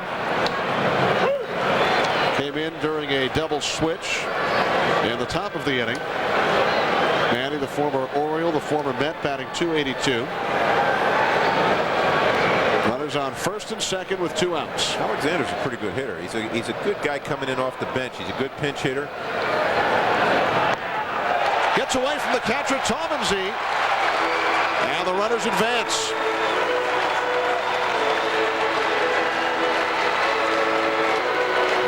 Talk about the little things in a game. There's one that hits in the dirt. Eddie Toppins, he couldn't do anything about it. Here's the pitch. Remember, you got a pitcher on the mound throwing real hard. And that's awful tough to get over and block that ball. If you kind of got an imaginary line in the dirt where you know you have to go and backhand the ball rather than get in front of it. And that was way out there. Remember, you got holes now by this time of the game in the batter's boxes from where the hitters dig in, and that ball looked like it hit in a hole and bounced up in the air. Williamson 4th in the National League, his 11th wild pitch of the season. As Alexander steps out. 1-1 the count, 2 outs, runners on second and third. Bo Porter 90 feet away from tying the score, and Chad Myers, the runner on at second. Well, now if you're Ed Taubensee, the Reds catcher, boy, you really have to be on your toes.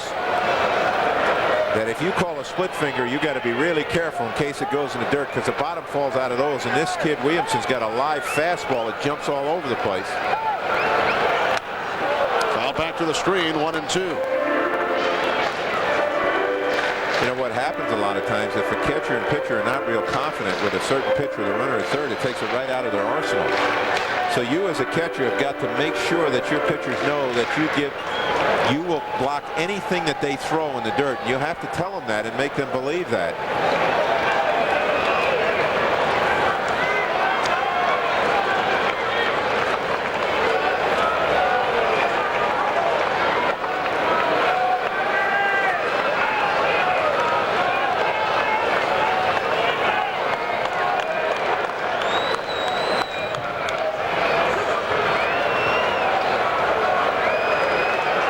1-2 from Williamson.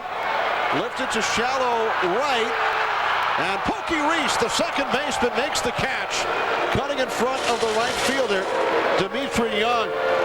So the Cubs strand runners on second and third in the bottom of the 8th. And still trail the Reds 4-3.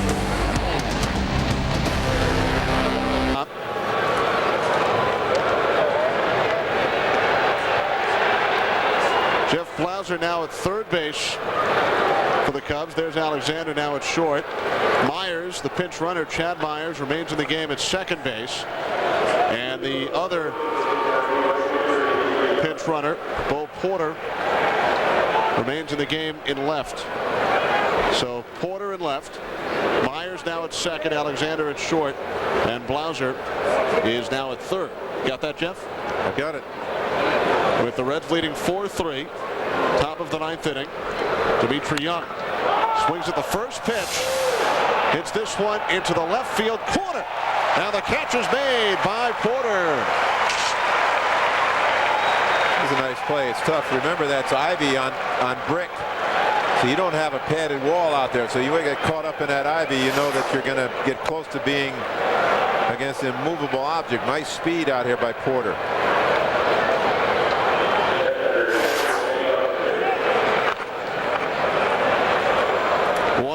As Eddie Taubensee steps in.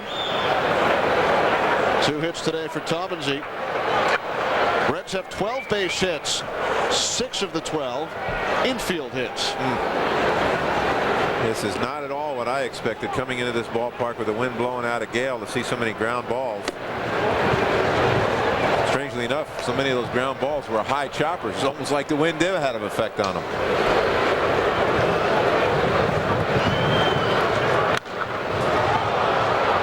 Fly ball, shallow left. It's Porter again. The wind carries it away from Alexander and Porter. And Taubensee is safe at second. A double. Another wind-aided base hit.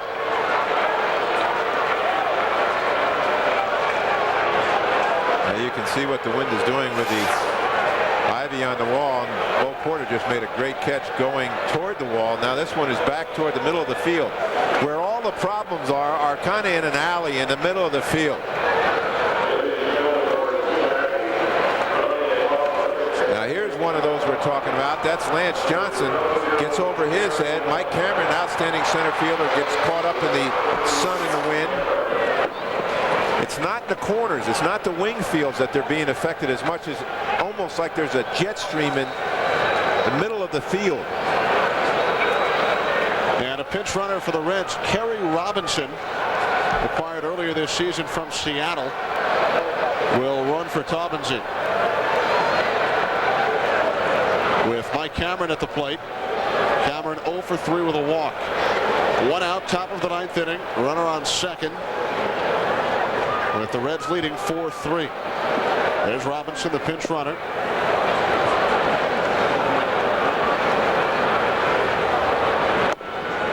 Looking ahead to the bottom of the 9th. Yes, Sammy Sosa will get another at bat. It will be the top of the order for the Cubs. Lance Johnson, Mickey Morandini, and Sammy, who hit his 59th home run back in the 5th inning.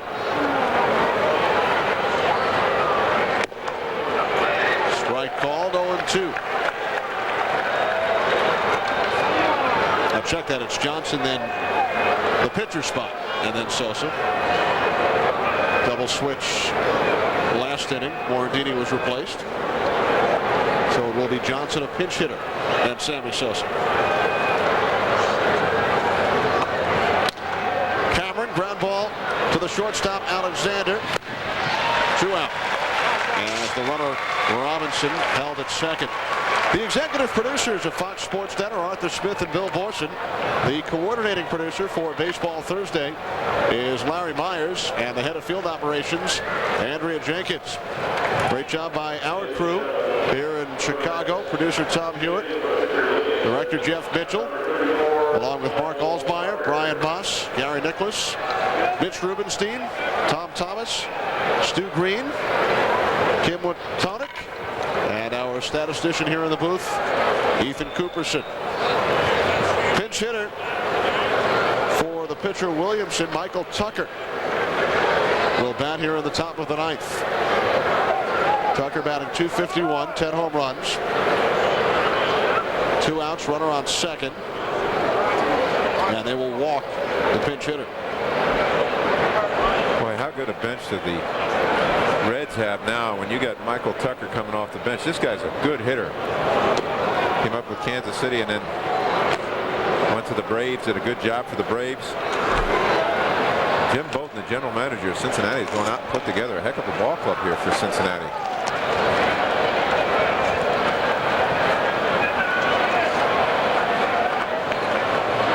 So the Cubs will walk the pinch hitter Michael Tucker and pitch to Mark Lewis.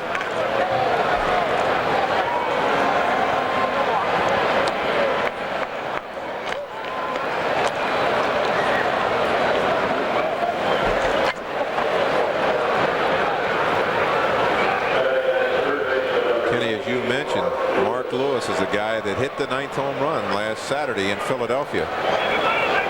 For the record, in that football score type game, 22-3. And can you believe there was a save?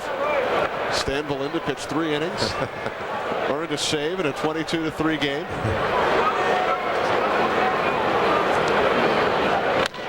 Lewis, line drive, base hit center field.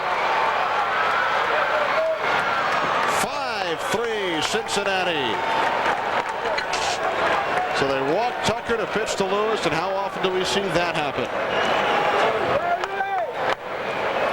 Well, you've got to do it. You got to play the percentages and go and hope and make that your pitcher makes the pitch you wanted. And this was not the pitch they wanted. This was a high fastball that Lewis lined into center field right through the mound area. And the bottom 2 spots, Jeff, in the Reds order have driven in 3 runs today. We talked about it earlier. Teams that are winning, somebody on the club will pick up the guys that are normally doing the job. It's like the bottom of your order will do it on a certain given day. With the top end of the order will do it 2 or 3 days, and then somebody else will pick it up. Pokey Reese, the batter, 6-game hitting streak on the line. He's 0 for 5. Tell you what, though, I'll give him a couple RBIs for that great catch he just made with runners at second and third and 2 outs. He's made a couple today. Strike called, 1-1. Reds leading 5-3, and they've left 12 men on base. They've left 2 on base 4 times. They left the bases loaded in the second, yet they lead 5-3.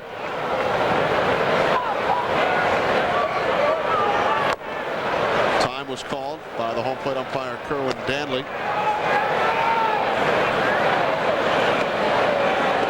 Reds looking to win for the 6th time in their last 7 games. This the last game of an 8-game road trip.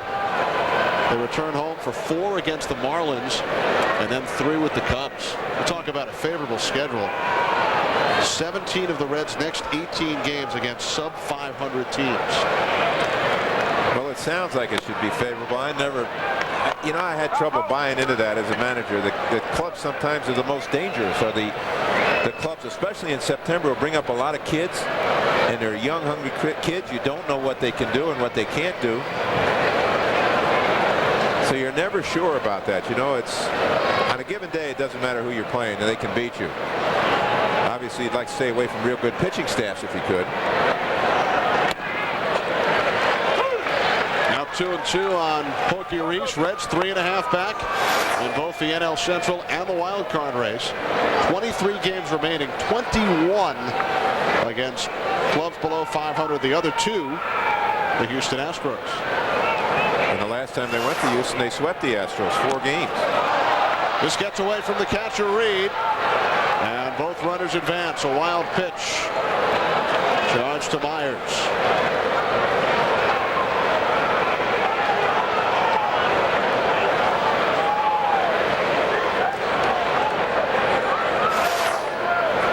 Take another look at this. You see Jeff Reed set up on the outside part of the plate. You see the ball bounce in the dirt. That's exactly what we were talking about before. You can't get over and block that, so you got to try to backhand it. Jeff Reed tried to, but it was in the dirt and past him before he could do anything. Full count, 2 outs. Runners on second and third. And Reese fouls it back.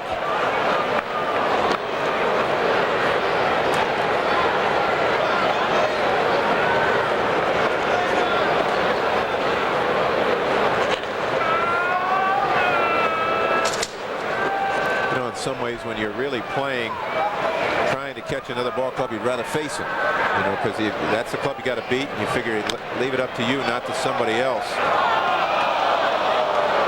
I so often looked at the schedule, and then finally I think about it and look at it a second time and say, can't even think that way. One game at a time, you know, try to get one at a time.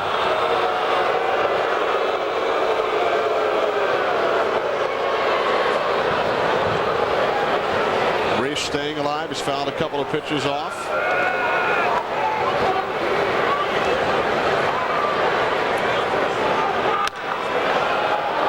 Here's the shortstop, Alexander. We head to the bottom of the 9th. Sammy Sosa will bat third as we take a look back at his 60th home run last year against the Milwaukee Brewers. Will he do it here today? He has 59.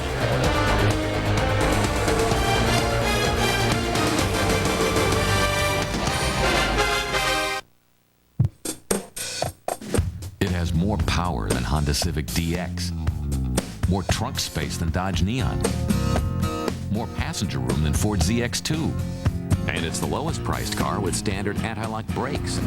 I think you missed a spot. How's that for stopping power? Chevy Cavalier, the more you know, the better it looks. You can drive away in a new Cavalier with your choice of low APR financing or big cash back. See your Chevrolet dealer today. A log cabin on the lake. Just me and my wife and fishing. I can tell you what I won't do. Won't just curl up and vegetate. Do something I've wanted to do since college. Go back to college. Eating un crucero. Alaska. Secure your retirement plans with U.S. savings bonds. When you think of retirement, you think no more boss, no more responsibilities, but it also means no more paycheck. So where will the money come from? I have a pension plan where I work, but will I still be working there 20 years from now? Start saving for retirement now with U.S. savings bonds. They're the easy way to save. They're the safe way to invest in your future. Get details where you work or bank, or write U.S. Savings Bonds, Department of the Treasury, Washington, D.C. 20226. Look, you work too hard not to reward yourself when you retire. Take stock in America. U.S. Savings Bonds. This is Fox Sports Net, Ohio. Bottom of the 9th from Wrigley in Chicago. Danny Graves with 20 saves will look to close things out for Jack McKeon's Reds. Danny Graves and Scott Williamson have been sharing the closer's role, and obviously with Williamson out of there having pitched 2 innings, in comes Graves, and he's done a heck of a job for Jack McKeon. He came over in a trade from Cleveland. 5'11", 185 pounds, 26 years of age, out of the University of Miami. And he likes to sink the ball, get you to hit the ball on the ground, sinker slider type pitcher.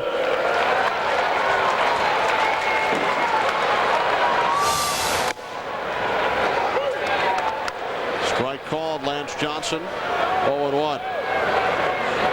Jason LaRue's the new catcher. Michael Tucker has stayed in the game in right field. Ground ball to the second baseman, Reese. 1 out.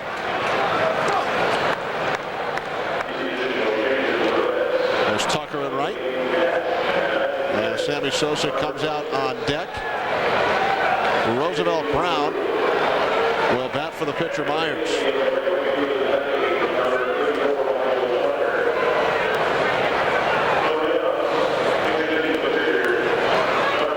Brown 0 for 8 this year. All coming in pinch hit situations. Is that tough, bringing up a young guy and have him pinch hit?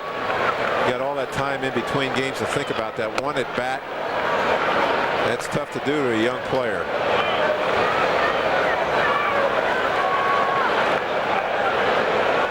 Three Reds, 1 out, bottom of the 9th. Sammy Sosa waiting on deck.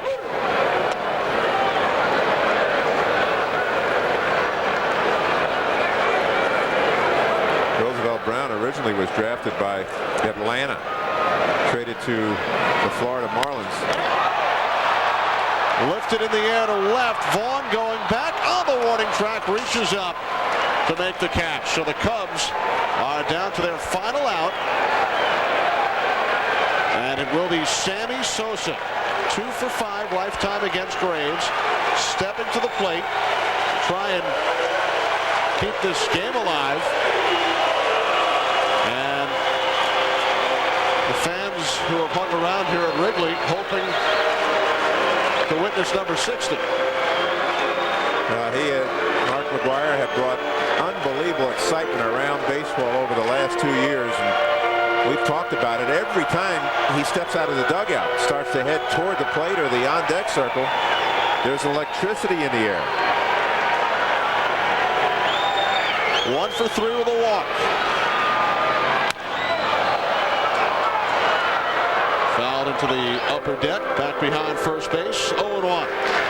And some fan in the upper deck dropped that ball, and his friends are patting him on the shoulder. He's looking at his hands like, how did I miss that? It was the wind. Sosa's 59th gave the Cubs a 3-0 lead, but the Reds have scored 5 unanswered runs. 0-2. Those last 2 swings by Sammy, he was really late on the ball. It's almost like he didn't pick the ball up. The sun is going under right now, and it's a little darker out, a little grayer out here. But he didn't look like he saw those 2 pitches very well. Crowd chanting Sammy. Close to 35,000 on a Thursday afternoon here at Wrigley. No balls, 2 strikes. Cubs down to their final strike. 1-2. Boy, that was close. No way Kerwin Danley was going to call strike 3. I don't know how Sammy laid off that ball, other than he knew he couldn't hit it. It was a ball. It was a ball, but it was very close. Never would have laid off under manager Jeff Torborg. I don't think he could have in those days. The 1-2. Fouled off the plate. Oh boy, he got a hanger and he missed it. That was a hanger left from the middle in. And having seen the fastball get by him, of course, he was out in front of that a little bit. Everybody on the edge of their seat. You can feel the tension as the fans hope to see number 60 with the Cubs heading on the road for 6 following this game. Yep. Well, Mark McGwire has the touch at home. It's almost like he plans to do his big home run hitting at home. Sammy has that flair also. You know, that almost sounded like a foul tip. Watching it here, it looked like it might have just skidded off his bat. Well, I guess that's why you don't umpire from here.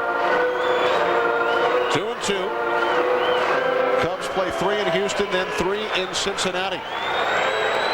Beginning tomorrow. 2 balls, 2 strikes, 2 outs. Danny Graves looking for save number 21. And he's got it. Sosa called out on strikes in the bottom of the 9th. So the Reds come from behind and take 4 of 5 from the Cubs in this series as they win today's game 5-3. Scott Sullivan the winner. He is now 5-3. Kyle Farnsworth the tough luck loser 3-9. Danny Graves save number 21. Greg Vaughn with the game-winning homer. But Sammy Sosa's 59th, our Georgia Pacific play of the game. Here it is. Body. As he took Harnisch deep, home run number 50. 59. Cubs led 3-0 at that point, but it was all Cincinnati thereafter. As Jack McKeon's Reds hold ground, Astros also won this afternoon. A 68-year-old acting like he's 28. He's feeling like he's 28. He's having a ball with these guys, and they believe in themselves. They've got a good ball club. They're solid throughout their ball club. Jack has handled a bullpen well. This is a good club. They're not going to go away. So that's it from Wrigley Field in Chicago. Special Thursday afternoon edition of Fox Sports Net Baseball Thursday as the Reds win it 5-3. Tune in Saturday for Fox Saturday Baseball when the New York Yankees take on the Boston Red Sox, plus other regional action. Coverage begins at 12:30 Eastern and Pacific with In the Zone. Check local listings for the game and time in your area. Then move over to FX Baseball Saturday night. The Mets and the Dodgers, 10 Eastern on FX. Baseball Thursday continues next week here on Fox Sports Net. The Yankees take on the Indians. Some of you will see the Cubs and the Reds again. Check local listings. Later tonight, it's Fox Sports News Prime Time. For Jeff Torborg, Kenny Albert saying so long from Wrigley, where the Cincinnati Reds, taking advantage of 6 infield hits, have defeated the Chicago Cubs by the score of 5-3. You've been watching Baseball Thursday from Wrigley on Fox Sports Net. Number 59 for Sammy, as we remember the late Jim Catfish Hunter.